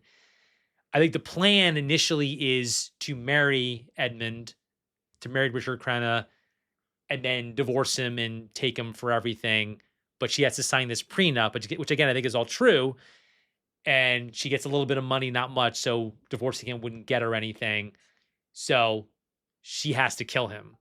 But she has to make the will invalid so that her niece doesn't get everything. Actually fucks over Heather. Yeah. Yeah, so she fucks over she's really fucking over Roz, because I think what she says is true, is that all the money would go to Roz, not Heather. Yeah. I mean, Heather's an innocence in this. Yeah. And I think she decides once she cooks up I need to seduce a lawyer and invalidate this will, I think she decides then I'm going to kill my friend, which of course Kim Zimmer doesn't know about. My friend who looks like me, and also if we switch identities has my teeth. And I think that's the plan, which seems convoluted, but really isn't. It's really just one. Here's the thing that I thought about this a couple times. Kathleen Turner has to kill Kim Zimmer. Yeah. And it isn't like Double Indemnity where at least we think there's another man involved. I think she does everything on her own. So Kim Zimmer's body's in the boathouse. The plan is, which still kind of works, get the glasses from the boathouse and you'll be blown up. And then there'll be Ned's body and this woman. Yeah. Because J.A. Preston says that they found her teeth, man. That was her. Yeah. That was Maddie Tyler Walker. Right. All this holds up to scrutiny, I think. And she still kind of gets away with it, except that, like, at the end, William Hurt, I mean, yeah, he can prove it, but he still can't find her. Right. Yeah, I mean, it's like, gone. yeah, it's like he figures out what happens, but it's like, so fucking what? You're still in jail for Yeah, life. he still killed the guy. He still killed the guy. He's in jail for life, Yeah, or yeah. like at least 40 years, whatever the hell it is. He's in jail for a long time. Although in Florida, he could be out 2 months later. Body Heat 2 could be 2 months later, he's out, and he's governor of Florida. Hurt's revenge. He's Yeah, governor of Florida. Hurt's revenge. But so I mean, I think all that stands up to scrutiny. But what was your question? Did we not get to it? No, it was a little bit of gymnastics between, so you're positing that Kim Zimmer was in on it up until She was in on taking a rich guy down. Murders, Yes, right. I think Kim Zimmer was in on it with, we're going to take this rich dude for a bunch of money, But then- and I'll get a cut of the money that you get in your divorce. So then she wouldn't have been aware of the prenup, I guess, presumably. I would imagine that because she knows about the prenup. If she knows about the prenup, then she knows, like, oh wait, there has to be a murder. I don't think she knows. I don't think Kim Zimmer knows that Kathleen Turner is going to murder Richard Crenna or have William Hurt murdered. Right. I mean, there's no sign that she does. There's no sign at all that she does. I mean, We only see her for one scene, so it's like it's hard. But I think in the one scene, I think those two are already in collusion because she says, "Ned, this is Marianne." So she already knows. They've already switched identities. it's true. And she's even wearing a similar dress, which I think is just a visual flourish, which I like. Yeah, the Marianne giveaway. Right. I think that just has to work for For us to think, William of Hurt's course he thinks it's her. He's confusion. standing in her gazebo. Yeah. I mean, right. Look, we don't know about whether or not she knows about the murder, about Kim Zimmer. Not definitively. No. You just can't know that. I mean, the question is just to me is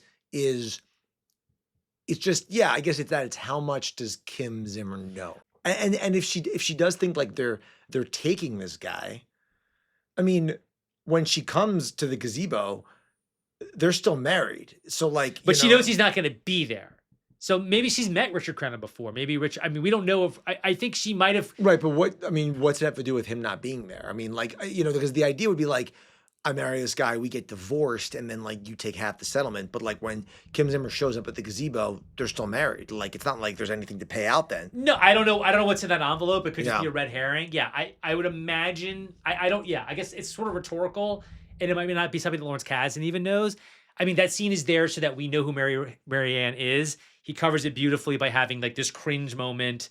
And then obviously we need to see her in one scene. It can't be this character that we've never seen before. And he makes that seem less contrived because he has William Hurt say this horribly embarrassing thing to her. Like you were not thinking about the plot at all in that moment, which is why I think it's so brilliant. And we don't think there's any world in which her plan, Kathleen Turner's plan originally is, change my name, like do the whole thing with the will, marry this guy, have William Hurt have this, this guy kill him, frame him for murder. And then the Kim Zimmer character shows up during the course of this plan saying like, you've been using my name. And that's when the idea occurs to her. Well, William Hurt does say, you might be right. I think you're right about half of this. Now I'm thinking about it. William Hurt does say in prison, this person shows up. Right. And then Maddie thinks of another idea. I think, but Kim Zimmer knows she's using her name because we see her use her name. Right. I mean, it could have just been like, she could have confronted her before that. And it's like, look, everybody here thinks that this is what's happening. Sure. It's possible Kim Zimmer. I will pay you off to just like keep going with the ruse. And like that. Yeah. Okay. I think you're right about that. Cause I think William Hurt sort of figures that part out. I think at some point Kim Zimmer, maybe after Edmund is murdered, maybe Kim Zimmer in an off-screen scene comes to Kathleen Turner and says, okay, you killed him. That dude I met who you're clearly fucking, you and that guy killed him. Right. I mean, I think it's in between the murder. Right. I think in between Ned, I think after Richard Crenna dies and basically the end of the movie, I think at some point Kim Zimmer comes to Kathleen Turner and tries to blackmail her. Maybe. That, or it could just be like her showing up, kind of fucked up Kathleen Turner's plan, but Right. she made an even better plan Sure. when she showed up, and she's like, now I can actually, because maybe She improvised at some point. Yeah. And you know, maybe the original plan was like frame him for murder, and then I'll just vanish to some island and never be heard from again. So even if he knows, you know, like no one could find Which me. is what happens. But now I'm dead. You know, like Well, let me ask you this. So this is a little bit. I love getting in the weeds on that stuff. No, it's but fine. yeah, Well, here's something I want to get in the weeds of also, which is not plot wise, but which ties in everything we talked about before. This is not a plot thing, but kind of an emotional thing. So we talk about the great femme fatales. We both agree that she's on Mount Rushmore. But I think there's an aspect to this movie that I never picked up on, either because I was too young or too unsophisticated, or maybe it's something I twigged from one of the documentaries. This is my take on this, and maybe this is something that I heard Kasdan or Hurt or Turner say.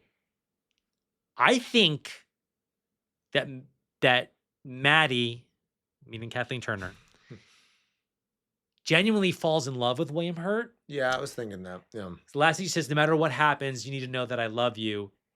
And I think she fucks him over anyway, because that's just who she is. I think that scene on the beach, she says, you make me so happy. I think she genuinely has genuine feelings for him, but I think she goes through with her plan, which is why I think she's such an incredible femme fatale, because Barbara Stanwyck, Sharon Stone, and Linda Fiorentino are all, I'll use Barbara Stanwyck's terminology, rotten to the heart. Those characters have nothing redeeming about them. And I think Kathleen Turner, I don't know if this is redeeming, I think she genuinely loves the William Hurt character, but fucks him anyway. And that's so much worse in a way. You know what I'm saying? Like, it's worse because it's like, she knows what she's doing is wrong. It's like the difference between a psychopath and a sociopath. Look, it's like, I know this is wrong. I'm going to do it anyway because that's the plan, because I can't have you be alive. But I feel like the last thing we hear her say to him is, I don't have it word perfect, incredibly. No matter what happens, just know that I love you. I think she's being real. That's really the only possible giveaway, though, because it's impossible to read any feelings into any of their, like any true feelings into any of their interaction from the beginning until the very end, because it could all just be a ruse. You know, it could all be part of the ruse. That last line, I guess she doesn't have to say. She doesn't have to say it because he doesn't believe her. Right. He doesn't believe her in the moment. She knows he doesn't believe her. He's holding the gun. He's like, he's done. Like, he knows he's fucked, but he also knows, like, you're not going to get, he says, like, past experiences shows I can be convinced of anything. So she knows she's not going to con him. So there's no reason for her to say anything, but she says it anyway. I wonder if there's any reason for her to have said that to keep him at bay, to make him stay there or something like that, you know, like to stop him in his tracks. It's impossible. It's impossible to know because of just the whole nature of the movie is like one big con. So to know how she is really feeling, it is. I guess you could read into that last line, like, why else would she say it? Unless she felt it. I also think two things. I think it's not the last time we see her. We see her in Hawaii. I believe it's either Hawaii or Catalina. It can't be Hawaii. It can't be the country. What's that? Hawaii? Yeah, I think they shot it in Hawaii. Oh, but right, but in the movie it's got to be like. Oh no! I think she's in a foreign country. Yeah. I think they shot it in Hawaii. No, sure. she's overseas. Yeah. And the dude next to her is Italian or something. I think the score, going back to John Barry, is sort of melancholy. She's not happy. She's with this other dude, but she's kind of short with him. He like says something I think he's Italian. Apologies if he's not. He says something in a foreign language. She's like, what? Like, she's kind of short with him. And then, like, she's not happy. She's sad. She misses him. And the music, I think that she's kind of miserable, even though she's gotten away with it. It isn't this, like, victorious thing. She doesn't smile. Yeah. She looks deeply unhappy. Yeah. And I think she misses him. She had to put him in jail to get away with it. Yeah. Because if he's free, then, you know, she's not. So that's what I think is so brilliant about this movie, is that, like, it's like she wins in the sense that she pulls off this plan, but she's not happy. I think a lesser movie, or even just a different movie, she'd break into like this smile, and it would be like, right. Because look, she's on this gorgeous beach. She's clearly they happen to have shot in Hawaii, but you're right. She's in like Fiji or someplace. Yeah. She's someplace where she can, she's millions of miles away. But I it's almost like in a weird way. This is a weird comparison. It's like the end of Psycho, where Norman Bates. This is the inverse of what I'm talking about. Norman Bates is arrested, but we hear Mother's voice, and it's like Mother wins. It's Right. like the true Yeah. evil in the movie is not Norman, who's got NPD. It's Mother, and Mother basically wins because she's like, I'm blaming this all on my son. I'm just going to sit here and not say anything. So it's the inverse of what I'm talking about, but it's a Yeah. similar thing where it's like, it doesn't end, like Psycho doesn't end on as down a note as you think. And I think Body Heat doesn't end on as up a note as you think, because Yeah. I just think she's unhappy, even though Yeah. she's got presumably millions of dollars. They're vague about, let's say she's got like $10 million, whatever the hell it is. Yeah, at least. But do you disagree with my No, characterizing of it's it? you know what, it's funny because that last shot always stuck with me for a variety of reasons. But since I first saw the movie 25 years ago, that last shot always stuck with me because it's like, yeah, it is the opposite of a classic John Hughes freeze frame of like the main character smiling, which I agree, like a lesser movie would have done that. Yeah. It is melancholy. I always thought maybe it was like a Crime and Punishment thing, the novel in which if you kill somebody, even if they deserve to die, the guilt will haunt you forever. So I think it could be that, although she doesn't seem like a person who lives with a lot of remorse, I don't think she's feeling remorse for killing Edmund. I think she misses William Hurt. Yeah. This is why I think and this isn't something, I think it's in one of the documentaries. I think that her performance and the John Barry score, I think that she's such an incredible character because she does genuinely fall for this guy. Because what does William Hurt say? Matt is the kind of person who would do whatever was necessary, Yeah. which is what her husband says. What was necessary was for her to put this man that she grew to love in jail because there was no other way. Yeah, I mean, There that was the no plan. way she could have convinced him, like, hey, let's run away. I mean, if she had stuck to the plan that he concocted, they probably would have gotten away with it. In terms of like, if she stuck to her plan, if she stuck to William Hurt's plan, and we don't know what her input into the plan is, but the way the movie presents it is that like he comes up with this plan, she manipulates him into doing it, of course, because she targets him and all this other stuff, but his plan would have worked just fine if she didn't change the will. But obviously she wanted all the money. But here's the thing. He tells Oscar and the cops in general, she's alive, she's out there, but like presumably they're not going to ever be able to find her. No. If she really loved him and wanted to get away with him, why wouldn't she have just taken him with her? No, because I think she's greedy. I don't think she loved him enough to give up the money. I think she wanted all this money because you see in her yearbook quote is to be rich and live in an exotic land. Right. He's a liability.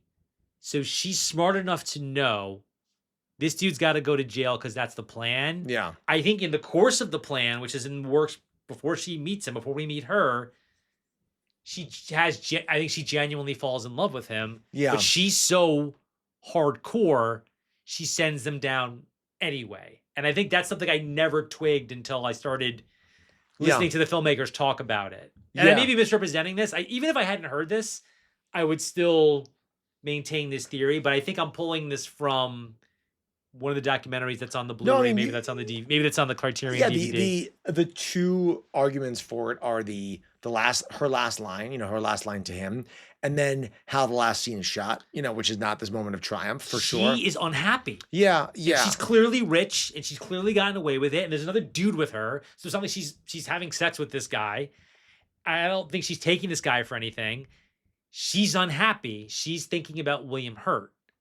Even though she knows there was no other way. There was no way in which she could have gotten away with it. I think that now that we're talking about it, I think to me, I think what you're saying is probably right. Probably right. I think if I'm really like spelunking why I mentioned before in my brain, that last shot always stuck with me was I think maybe I was like, God, that's got to be boring, that life. I mean, it'd be nice to I think she is bored. Right. Like, that's part of it. Right. So I think I always thought as nice as it would be to be phenomenally rich and like being stuck never being able to go anywhere near America ever again. I mean, Yeah, she's a I'm fugitive. not saying America, but just like never be able to go with like your own country, Yeah. anybody you knew, to live a life. She's 27, 30 years old for 60, 70 more years to be living like that. A part of me maybe always read into that. She was like, fuck, this is the rest of my life. Like, Well, you know, I think it's a great point. Let's take it all the way. He's in prison. She's in prison too. His prison is the Florida State Penitentiary, which is, not great. Her prison is some island. But no, but I think I never thought about this before, but I think you helped me draw the parallel.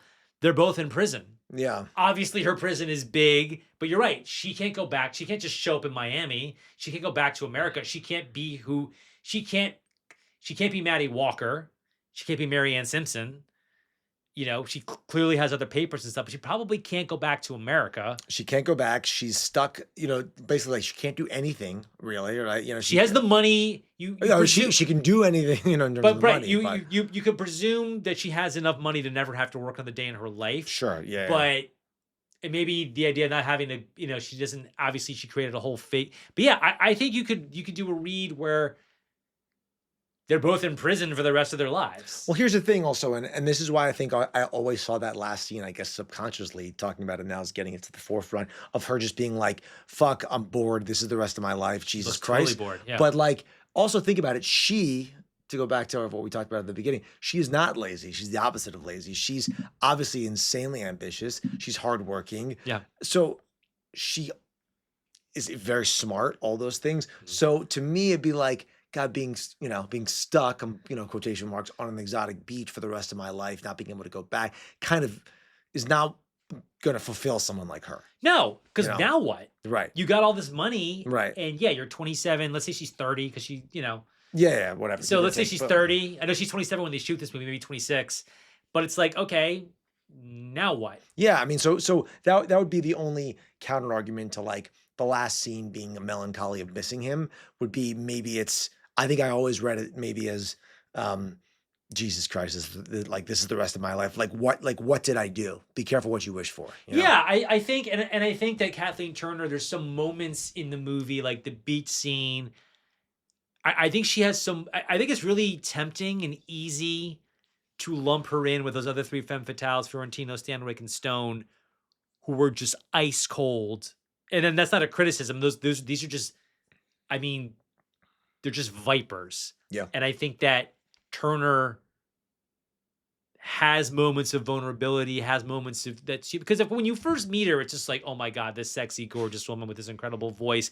But you do see in like the good times, like again, I'll go back to that beach scene.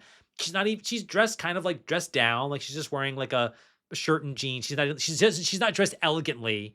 She's dressed more like he's dressed. And I feel like that's one of the scenes where I see Maddie as or the creation of Maddie. Maybe it's like Maddie becoming more like Marianne, where she's just like more like when she says, "You make me so happy," that felt genuine. Just like the scene where she's laying on top of him and telling about her past in Chicago. I think those are the only two scenes in the movie where she's completely honest. Yeah. Because she says, like, if you never trust me again, you'd probably be smart. Because he warns her. He says nothing strange can happen in his life right now. Not one thing out of the ordinary, which is like, I mean, we agree on this. I don't want to hammer this point. He's smart enough to know how to do this. Yeah.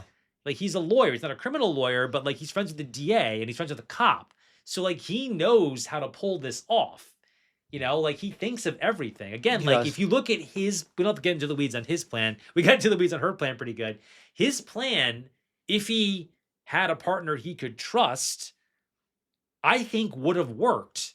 Yeah. He has an alibi. Yeah. He's in Miami when this guy's killed hundreds of miles north of him.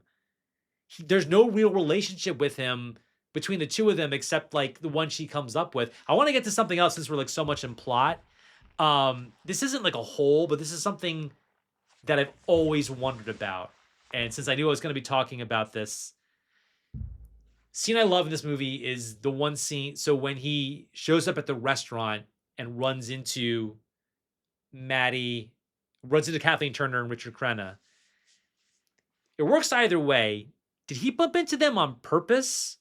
Or was he really going to this restaurant alone? And because there's a scene of him standing outside. He's got he puts his jacket on and he walks in. And then I've always wondered about that. I guess it seems strange to me that he'd go to this nice restaurant by himself, but he knows the woman there.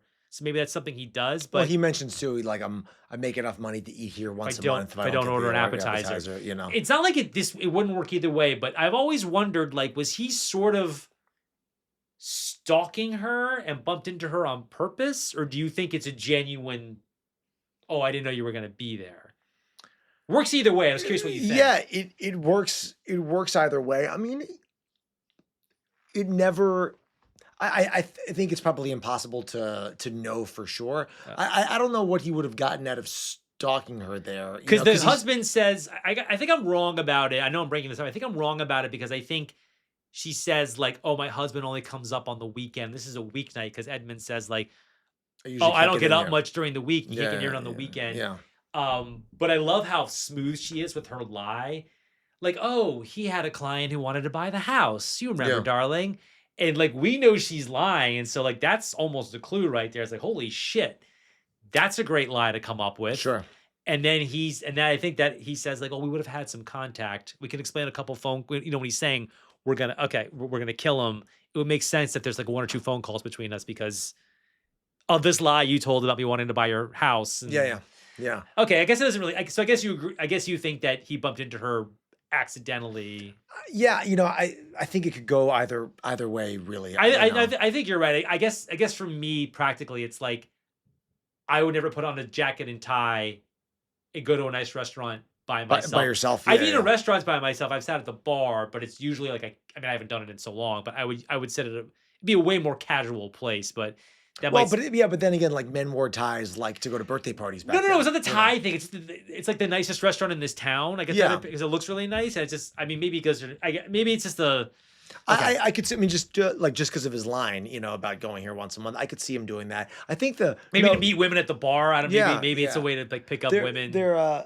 One thing in seeing it again that I was surprised by the recklessness of it and wondering if there was something that he was trying to do that I wasn't picking up on. But when he makes a point of telling his friends after they're already suspicious that he's going down to be with her a bunch, like he's like, I'm going tonight and I'm going to keep going back. Mm-hmm. I was like, that was the part when I was like, Ned is stupid. I think that's brilliant. I disagree. I couldn't disagree more. I think that's such a brilliant flex. No, I think I get what he's trying to do, which is like I'm innocent, so like I don't care if people know that I'm sleeping with this woman right now. Like that's the only way that I could think around it, basically. I think it's a great flex because that's what he would do. We know from the beginning of the movie, we see him sleep with 2 other women post-coital. We see him sleep with a nurse and a waitress. Yeah. So we know he's like kind of a horn dog. He's a stickman. This dude would sleep with this woman even if he thought. I love the line where I think Danzen says like, this woman may have just killed her husband. He says, well, she's not going to inherit anything by killing me. Yeah. That's like perfect. I think his behavior for Ned. That's what I'm saying, because that's what Ned would say. Yeah, that's fair. And I think it's such a brilliant turning into the skid. It's such a brilliant flex. So I just love that because I think that like that's what he would do. And he's acting like an innocent person. I think he's trying too hard to prove that he's innocent by being like, I'm telling you guys that I'm going to be with her tonight. But he would be with her. He would sleep without. Would he? No, I think if he were actually innocent, like let's say he had nothing to do with the murder, and he fucked up this will thing. Yeah. I think he would have. The only mistake, and this isn't a mistake, he would have probably told his friends, oh, I got a client. His wife is a smoke show. Right. If this dude ever dropped dead, I'm going over there that night. Right. But like I don't believe that if he actually were not in, like, were Ned not involved at all. Like not involved in this case at all. I don't believe that no matter how much of he's a stickman, that he would have gone down, that he would have slept with this woman who's under suspicion. I think he would have. Yeah. I think he would. I think the movie shows you that he would have. I think it shows you that like that he thinks with his dick, and I also think that the movie shows you that like she's a throw it all away. I mean, like any man would. Right. I mean, maybe that's regressive to say, but I mean, whatever. No, I mean that's the point of the character. I think the point of the character is that like this woman I think a single You'll man, make some bad decisions. right? This is a dude who makes bad decisions, who's very sexually, who's led by his dick. And I think I think his behavior is the same whether he's guilty or innocent. I think what fucks Ned up is that he made the wrong partner. Yeah. He doesn't make any mistakes. He really doesn't. He makes a mistake really early he doesn't know about, is that he trusts the wrong person. Yeah. You can argue he's dumb for not, but he has no reason not to trust her when he doesn't trust her at the crucial moment. Because he doesn't know that she doesn't know what she knows. This is why it's a conspiracy. He's just out of his league. He's just dealing with somebody who's more brilliant. Yeah. He just doesn't figure it out till it's too late. No, he's playing checkers, she's playing chess. Exactly. He's dealing with somebody who's in the great tradition of femme fatales, the guy, and some of these guys are dumb, but they're just overmatched. Yeah. And I think having an actor who projects an Ivy League intelligence like William Hurt just makes it all the more powerful. I think that's why I love this movie so much, because it's like, this guy's not an idiot. I agree that in broadcast news, he plays an idiot brilliantly, and that's top 2 or 3 of his performances, but that's really the only movie where he doesn't project an intellectual intelligence or a street smarts, he's... Yeah, no, I have no problem buying that she is 4 steps ahead of him. And I have no problem buying that he would do that for her. Like, I have no problem, of any of that. I just thought, whatever. I thought that was like, even Ned wouldn't go that far, I think, Yeah. But it's, I think he would. And I think they established that he would, because he's a fuck up. Yeah. He's a fuck up. He's And impulsive, Oscar says, right. you fucked up before. It's always been small time. So him sleeping with this woman, let's say he's totally innocent, him sleeping with this woman is a small time fuck up. It's not really breaking any rules, Sure. but it's not a good idea. Yeah. Like, if you were actually innocent, take some incredibly intelligent advice and stay away from her. That is good advice. But if you were innocent, it wouldn't matter if he was fucking this woman. Totally. No, Even if it put him in hot water. Totally fair. If you were able to prove, oh no, I didn't kill this woman, even they could say, look, people might think you're involved in this, Ned, even though we know he's involved. Yeah. So I just think the movie's so smart about turning into this skid about, like, okay, what would I do? I'm guilty. How do I act innocent? I just think that, the Hurt performance is so strong for that reason. I just think he does. No, I mean, he does what a smart person would do. Right. No. But that smart person's overmatched by a brilliant person. It's genius level screenwriting, because it's a lot of the decisions tie into who the characters are. Like the impulsive, hey lady, wanna fuck? Like, like it just ties into who they are. I get it. I think I was like, he's compensating a little too hard to like try to prove his innocence, but maybe that's what he would do. Yeah. I think I've always talked about, and I've never included Body Heat in this, and shame on me, because I think Body Heat there's 2 scenes that I love. I always talk about scenes that I love that are very well written, and they're like 95 to 99% just plot, but they're so well written that they transcend that. And I always talk about the scene in Psycho where Martin Balsam is interrogating Anthony Perkins, which is almost all plot. And it's just so well written. And then there's a scene in Marnie where Sean Connery is sort of interrogating Tippi Hedren. It's late in the movie, which again is so well, like, kind of wouldn't play out of context as great writing if you didn't know what was going on in the movie. And I think the scene in the law office where they find out the will is no good is maybe even a better example. It certainly belongs in those 2, because that scene is masterfully written. And it's almost 95% plot. We know that she fucked him over by changing the will, but that scene is all plot and all process, but it's incredibly well written. Like there's such, and I don't know, you couldn't show that scene to somebody out of context. We're like, well, what's this movie? What's going on? So it doesn't stand on its own. Moving the wheels of the story. Yeah. So it has to be all 3 of these scenes, Marnie, Psycho, and this, can't be enjoyed on their own the way that the meet cute they have could be. Like, that's a scene that stands on its own. This doesn't, because it's like almost 100% plot. And I think this movie has a bunch of those, but that will scene I think is so fantastic because, again, it's all plot, but I love the character. I think his name is Michael Ryan is so perfect because you see this dude. You've heard him on the phone already. The lawyer, yeah. And Miles. you just know this dude is just so, I'd be so intimidated to be in the room with him. We talked again like that dude in Blowout who shows up at that hospital, and that's a much smaller scene. Sure. You look at these two guys, and you're just like, these guys are fucking trouble. Yeah, These guys, I'm in trouble because I'm in a room with this guy. There's like that feeling of like getting called to the principal's office or a boss, even worse. And this actor is so great, Michael Ryan. I looked him Yeah, up. he definitely he screams like white shoe lawyer, basically. Yeah, like just a middle-aged Haughty. dude, so powerful. Yeah. And he's so condescending. Yeah. Like, I hope to find somebody with even similar training to Mr. Racine, you know? It's just like, this dude is just dripping with contempt, and Ned is more powerless than he would normally be because he's guilty of a fucking murder. If he weren't involved, then Ned might have a little bit more, he might be able to defend himself, but he's just so at the mercy of this dude. I still thought that he handled himself quite well. I agree. Just amazing acting by Hurt there. In the scene when it's all on him, the phone call's all on Hurt. Oh yeah. God, that is just There's like two of those in this movie. Elite, yeah. There's two scenes where he gets a phone call where he realizes that he's fucked. And one is from Michael Ryan and one is from Kathleen Turner. Elite level acting right there. Yeah. Because you read it all on his face. While he's also,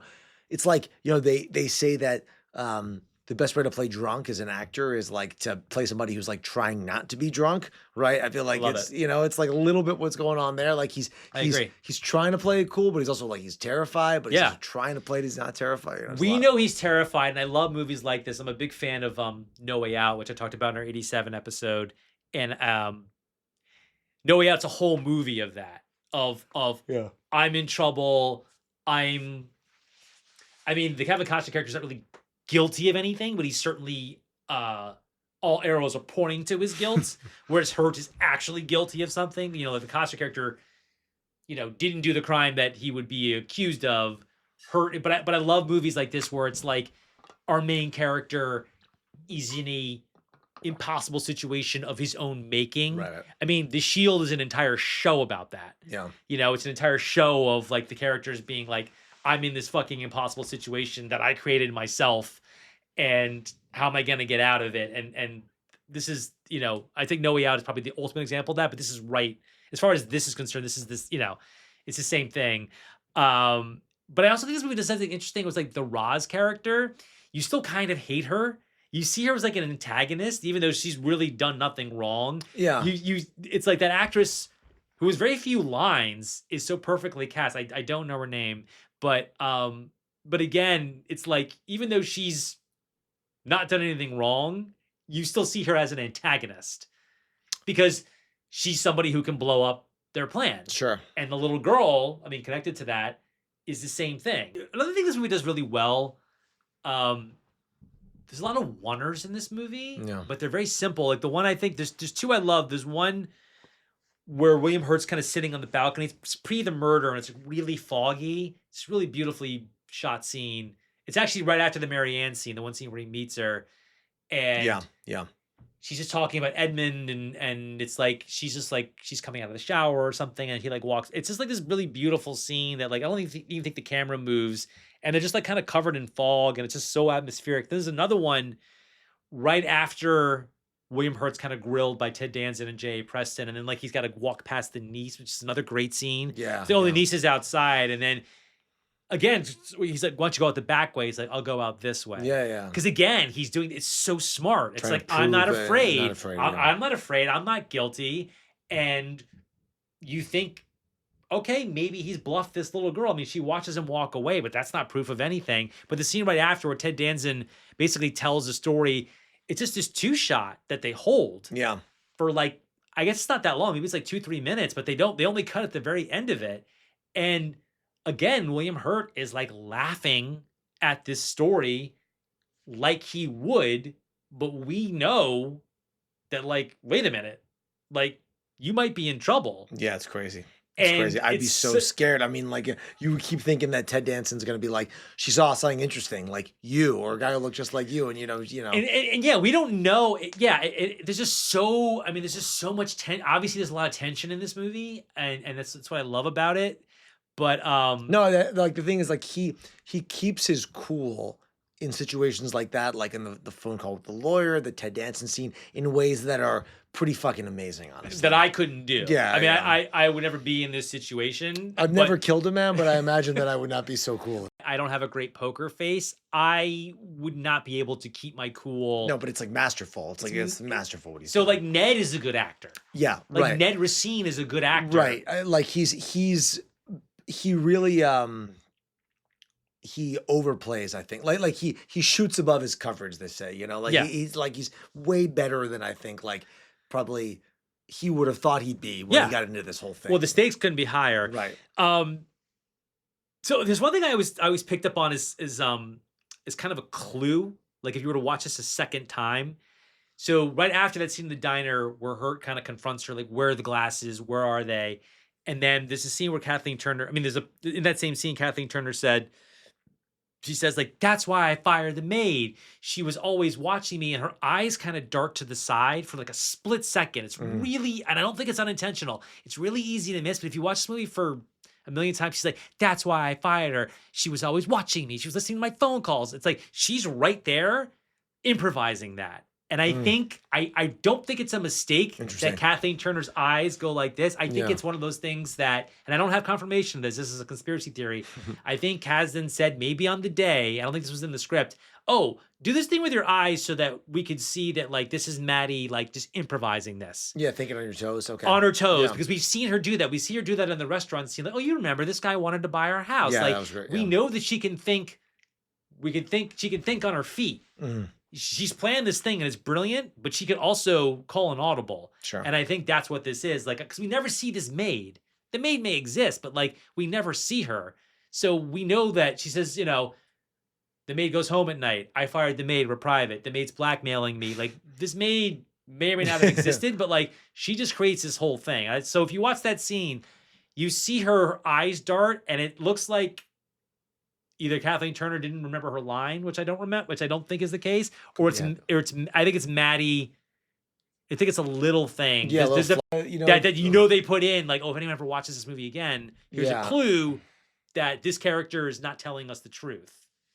Yeah, what comes to mind, it's a little bit different, but it's there's this incredible long oneer in All the President's Men that's on Redford's Love face. it. I And know. at the end of he's talking to some guy, I forget the Kenneth exact. Dahlberg, yeah. It's a great scene, yeah. But he's talking to some guy named like Mr. Smith, and at the end of this incredible performance and this long phone call, he calls the guy like Mr. Jones, and then he calls him the himself. wrong name. Yeah, Right, yeah. he corrects himself. I'm like, that was not in the script. That was a mistake. That was but But it feels real. It feels real. Yeah. No, I think it's a similar thing. Yeah. I really love the scene where Ted Danson, you mentioned earlier, he's waiting for Hurt on the pier, and he just basically says like, someone let your hotel phone ring for a long time, and someone's trying to sell our glasses.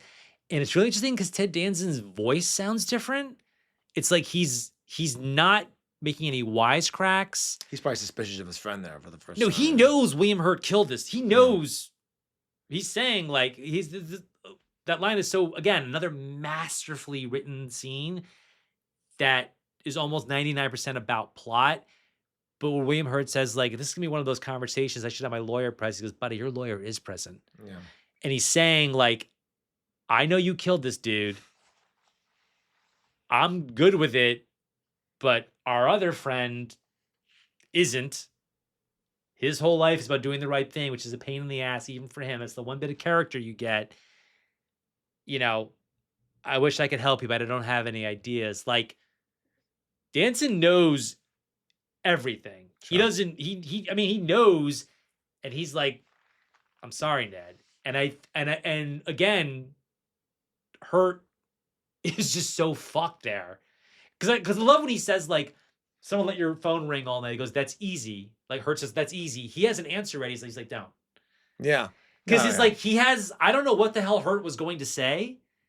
He had something ready, which was he could think on his feet, but it didn't matter because Ted Danson knows. Like, sure. Dude. Well, it's very clear too at the end. There's this great shot when a great acting beat when he's gonna leave. Danson kind of goes to pat him on the back, but he holds back from doing that. Actually, like Yeah, the end of that can't scene. can't even bring himself to do Yeah, that. it's like he knows who his friend is. He knows that he would take all these shortcuts, and he knows like because he says like, "Look, I don't care who killed this guy, and I don't care who gets rich because of it, but Oscar's not like that." Right. Yeah. Yeah. And sure enough, at the end of the movie, Oscar's visiting him in jail. Ted Danson isn't. Like Ted Danson. It's like True. I mean, Oscar's got a professional interest in like I want to catch the killer. Like he's willing to hear Ned out and be like, okay, like where is she? Because Ned's not lying to him anymore. He's like, look, I killed her. I killed him. That's what we planned. I just love that scene because again, it's just like everything else. Movie, it's just so well written and it's so real, and you just feel the weight and the tragedy of it. But it doesn't become miserable. Sure. It's still maybe not on a first watch, but it's still fun. I mean, I find this movie fun. Let me ask you this. This is something I thought a lot about. And I don't have this isn't something I have a problem with, but I could see a note that I wouldn't agree with. So he goes to Miami and he runs into this guy who's connected to the Gorson case. Yeah. And this guy tells him, "Oh, I met Maddie Walker and she asked me all about you." And he grabs him and he is the one time we really see Ned out of control. Like, did you tell him about Gorson? Yeah, maybe I did. I'm okay with this because it's a coincidence that doesn't get him out of trouble. Like there's this thing that like Pixar has these 10 rules of screenwriting, and one of them is a coincidence that gets your character into trouble is okay, but a coincidence that gets them out of trouble is not okay. Sure. I would classify this as a coincidence that doesn't get him out of trouble. He learns what's going on, but it doesn't help him. My only issue with that was that it happens in back-to-back scenes, actually. Like, I think the very next scene After the almost- dancing scene on the pier is this, yes. No. After this is the Mickey Rourke scene, or at least like a scene or two later. Sure. Mickey Rourke gives him the information about this chick came to me asking me how to make a bomb, and like that was the one thing. I mean, again, I do not mean to throw stone. Like this is just like a 5-star diamond screenplay and movie Right. and everything. One of my favorites, but it's like there's 2 straight scenes, and I'm pretty sure they're almost back to back. They're close together. Okay. There's the scene in between where he goes to the office and she says Teddy's been. Okay, yeah. They're very close together. So yeah, within a 5-minute span Absolutely. of him learning incredibly important information by just being told them by a pretty inconsequential character. Well, okay. I think the scene with the lawyer is okay because it doesn't get him out of trouble. It's just he learns how fucked he is, but it's too late. I think the one hole, since you just brought it up, why would she go to Mickey Rourke and expect Mickey Rourke to not tell him? Like, why would she trust that Mickey Rourke wouldn't tell William Hurt? This lady, that might be one hole that I can't get around. Yeah, unless, I mean, does she know that Mickey Rourke knows William Hurt? Yeah, because she sat outside. She said, like, I want to go with you. Right. I'll wait in the car. I want to do this together. She might not have seen him, but yeah. No, but she knows where his right, shop she is. knows where his shop She knows is. where his workshop. Maybe you know what? That may actually fill that hole because he hasn't seen her, so he might not know. Okay, so actually, you know what? I actually think that it's stretching it a little bit because Mickey Rourke doesn't know. But he says like, "Oh, I figured she must have told you everything." That might be the only hole. No, in you're this saying movie. like, why would she go to? Why would she go to Mickey presumably one Rourke of his- expecting Mickey Rourke not to tell him, Right, "Hey, I right, rigged this bomb someone who would know for someone you know"? Yeah. That might be the only hole in her plan. Yeah, that's fair. I have to really think about that to see that might be a small hole in this That's movie. fair. Yeah, to me, it was just more like it's a little lazy and convenient That he's there are told these two things. Two almost back-to-back scenes. That's fair. He's being told pretty important information, but like He doesn't discover it for himself. Right, exactly. He's just kind of passively receiving it. I think it's him passively receiving it is a note I could get behind, but I also think it's like this dude is so fucked and he's such a pawn and he's so not the master of it. But yeah, I think it's I think it's fair. Another great oneer we talked about when she calls him It's like it almost mirrors the scene where the lawyer calls him and says like, we have a new will and there's a problem, which he calls and says like, oh, I got the glasses, darling, and they're in the boathouse, and then like he just Yeah, that scene's just incredible because he just knows. I mean, he already knows, but he's just like, oh my god, she's gonna blow me up. There's no, and again, the tragedy of like where Oscar like gets his gun, he says, I better go get him, and it's like you just know it's not going to end well. Yeah. So when he goes to prison, we'll kind of close into the end here. So do you know about the ending of Double Indemnity that was cut out? No, I don't think so. Okay, so Double Indemnity ends. That's one of my 10 favorite movies, and I wouldn't change it. But it ends with Fred McMurray, laying on the ground and Edward G. Robinson lighting a cigarette for him. He's bleeding. He's going to get arrested. He's going to go to jail. They shot a scene where Fred McMurray is in the gas chamber at San Quentin. Wow. Yeah, you can see pictures of it. The footage doesn't exist anymore, sadly. Another great Criterion disc, by the way, is Double Indemnity. But you can see pictures online of him standing in the gas chamber at San Quentin. And I love seeing William Hurt in prison because I feel like we get to see he's not being executed, or who knows? Maybe he's on death row. They really don't say. Yeah. He's certainly in jail for 30 to 40 years to life. Maybe he's on death row. Doesn't matter. He's in jail for most, if not the rest of his life, as he should be because it's murder one. So I like seeing him in jail, and it still feels very noir because even though we're seeing like some computers and things, like I just love this shot of sailing over the top of the jail cells and then zooming in on him. So it's like maybe the most dynamic shot. That and the shot where they decide to kill him and it like cranes up and there's an incredible John Barry cue. Yeah. Those are like two like big like this is a gorgeous looking movie, but like those are like the two big like fucking flexes in this movie. Just like crane up, just like, those are like huge directorial flexes. So my two things I wanted, so I love seeing him in prison. I think that's great. I think it just adds to the tragedy of this movie, but that he's still working on it. He's still just like, he's almost like more free to work on it because, okay, I'm in jail for life. Oscar and I have the same interest in like solving this caper. I have two questions or 2 points I want to make.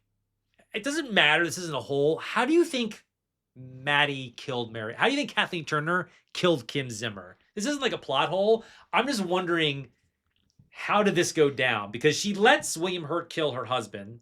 We see that happen. But she herself got her hands dirty in the way that all the other femme fatales, well, at least Sharon Stone and Linda Fiorentino, at least those two, we see them kill people in those movies. Yeah. We can only presume that Kathleen Turner killed Kim Zimmer. She would have had to have.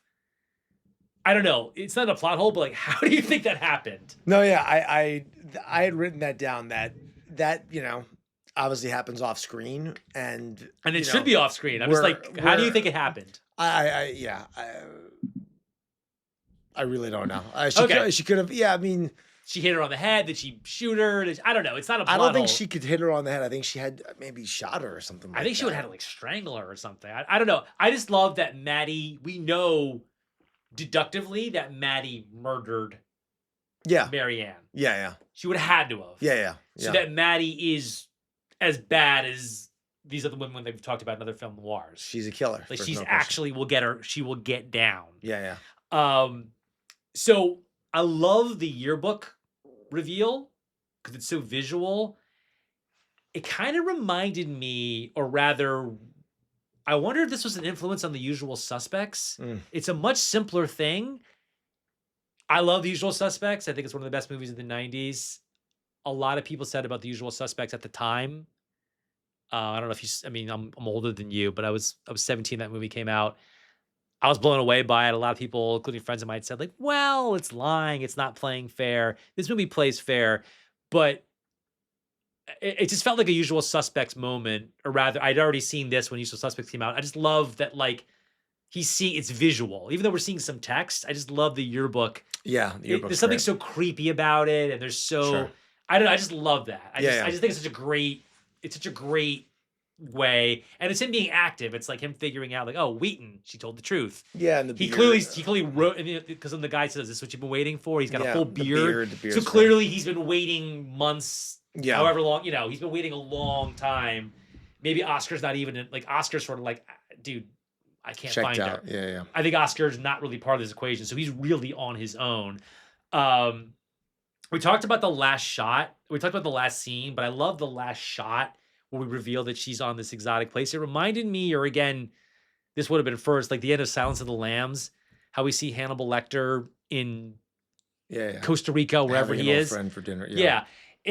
That's like more of a, like that's a character who's like smiling and the cat ate the canary, almost literally in his case. But I just love how epic it is because we're seeing like this very sleepy Florida town, and then we're seeing her on this because she says, "I want to be rich and live in an exotic land." I just love the yearbook scenes are so powerful to me because it's like this woman when she was in high school was already damaged. Like she was already this person.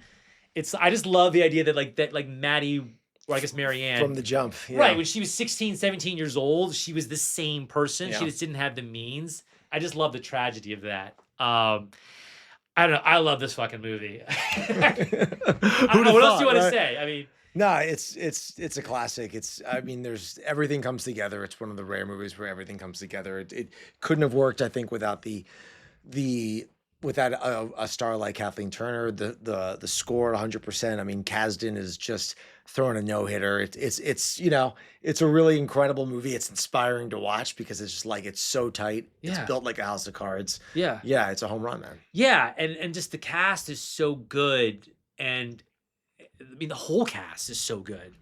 I mean, even the day players, like that old woman in his office, and like Stella, the waitress. It's just so. Yeah, I mean, again, I kind of open with this, so I'll close with it. It's like Kasdan never does anything in the genre again.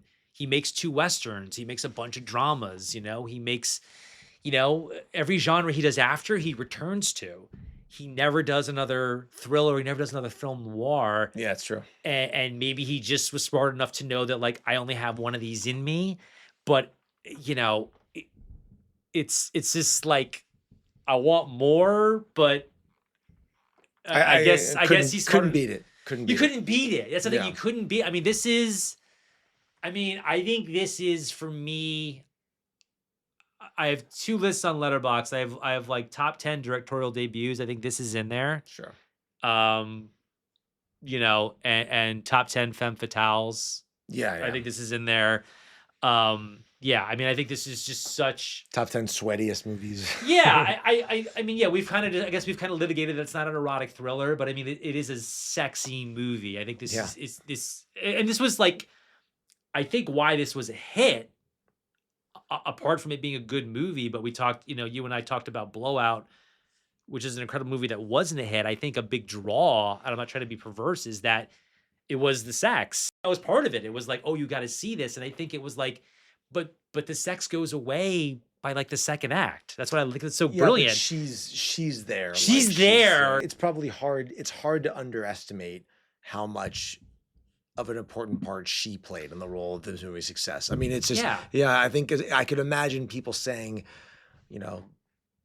guys saying to their friends, you got to see this movie for this girl, man. Yeah, and I think Kathleen Turner was sort of like Faye Dunaway 10 years earlier, where she was this incredibly gorgeous woman, but she's also an incredibly great character actress. Like I talked about in our 84 episode, the very next movie she makes, it's 2 years later, is The Man with Two Brains, which is like a spoof of this Maddie Walker character. And she's very funny in that. But Romancing the Stone is such a big movie for her because she's playing like this love-starved, mousy woman, and it's credible. It's credible because she's such a great actress, even though as that movie goes on, she loosens up. You're like, oh yeah, it's Kathleen Turner, she's the sexiest thing on 2 legs. But it's like, but I think she was, and then Peggy Sue Got Married, which is her only Oscar nomination, she's incredible in that. And I think like her 80s, she's making some really interesting choices, and I think she's a really, really good, again, I compare her to Faye Dunaway only because it's like, holy shit, look at this woman, but this woman's got actual chops too. And I think and we have plenty of women like that today, I'm happy to say. But I think that sadly, once we get into the 80s, once we get out of the 80s, those opportunities dry up for her. Serial Mom being kind of an exception, a movie I really like, but that's sort of like already like past that. So I just think Kathleen Turner, it's just in the 80s alone. Not that every movie she makes in the 80s is great, But she does Prince's Honor with John Huston. She does Peggy Sue Got Married with Coppola. She does, I mean, the movie she makes with Kasdan and William Hurt, The Accidental Tourist. She's not even in a lot of that, but like she's great in that. Yeah. I mean, it's Gina Davis's movie. She wins the Oscar for it. But I rewatched that for the 88 episode that we did, and she's fantastic in that, and totally different from this. So I mean, the movie does not work with all these pieces. It really does not work without the right woman. Yeah. And I think like all these pieces work well together, but if you don't have Kathleen Turner, there is no movie, and it can't just be on her looks or her voice. It's everything, because I think this character does show some vulnerability, and I think that's pop culture. That part of it sort of lost to pop culture. Sure. So John, I mean, I can't think of anybody else I wanted to talk about this movie with. I mean, I get to talk about Blowout with you and Body Heat. It was nice to not quite bookend the 81ers with this, but we did Blowout, I think, second or third. We did Philly for me, South Florida for you. Yeah, it's nice. I did think of that. Yeah, this isn't all, but we do get to see Miami a little bit, and yeah, this is a South Florida movie. The fact that he ever thought about I think the Jersey Shore just wouldn't work. No. It's not sweaty enough. I mean, I know it gets hot in the Jersey Shore. It gets hot. But Florida's, and also this sort of Ned went to FSU. Ned is a Florida guy. Yeah. There's a Florida sensibility to this movie of just like, I'm going to take a shortcut. I'm going to do something shady, This is Florida fuckery. And Florida also, I mean, look, I think for people who are not from Florida on the East Coast, look, it's got huge cities. It's got Miami, but there's something about Florida that seems a little bit like the end of the road. Like California is the end of the road. Like Jersey is just like in the smack middle of the East Coast. Right. And I feel like it's hard, it strains credulity that it would fly in Jersey. Whereas like, there's something about it, again, this windswept town, that feels like this kind of thing could go down there. Yeah, it's interesting, and I'll close with this, that when we talked about Absence of Malice, which is another Florida 1981 movie, Billy Corben pointed out how that movie, as great a Miami movie as it is, it didn't have to be in Miami. In fact, a few things don't make sense, like some union rules. Miami doesn't have unions, so that movie could work in another city. This couldn't, even if it wasn't conceived that way. Anyway, just thank you. So, if you want to find me, you can find me on Instagram and Letterboxd, both Edward Clow. I've got a 1981 list. I talked about my Femme Fatale list. I talked about my, I have a lot of lists on Letterboxd that kind of apply to the movie we talked about. You can find me on Vimeo, some short films I've done. You can email me at hindsightingquestions@gmail.com. If you have any questions or comments, things you want to talk about, if I get enough of those, I'll do a mailbag episode. So that's our show. Next episode, Alan Foreman and I count down the top 10 movies of the 1980s. Till then, looking forward to looking back.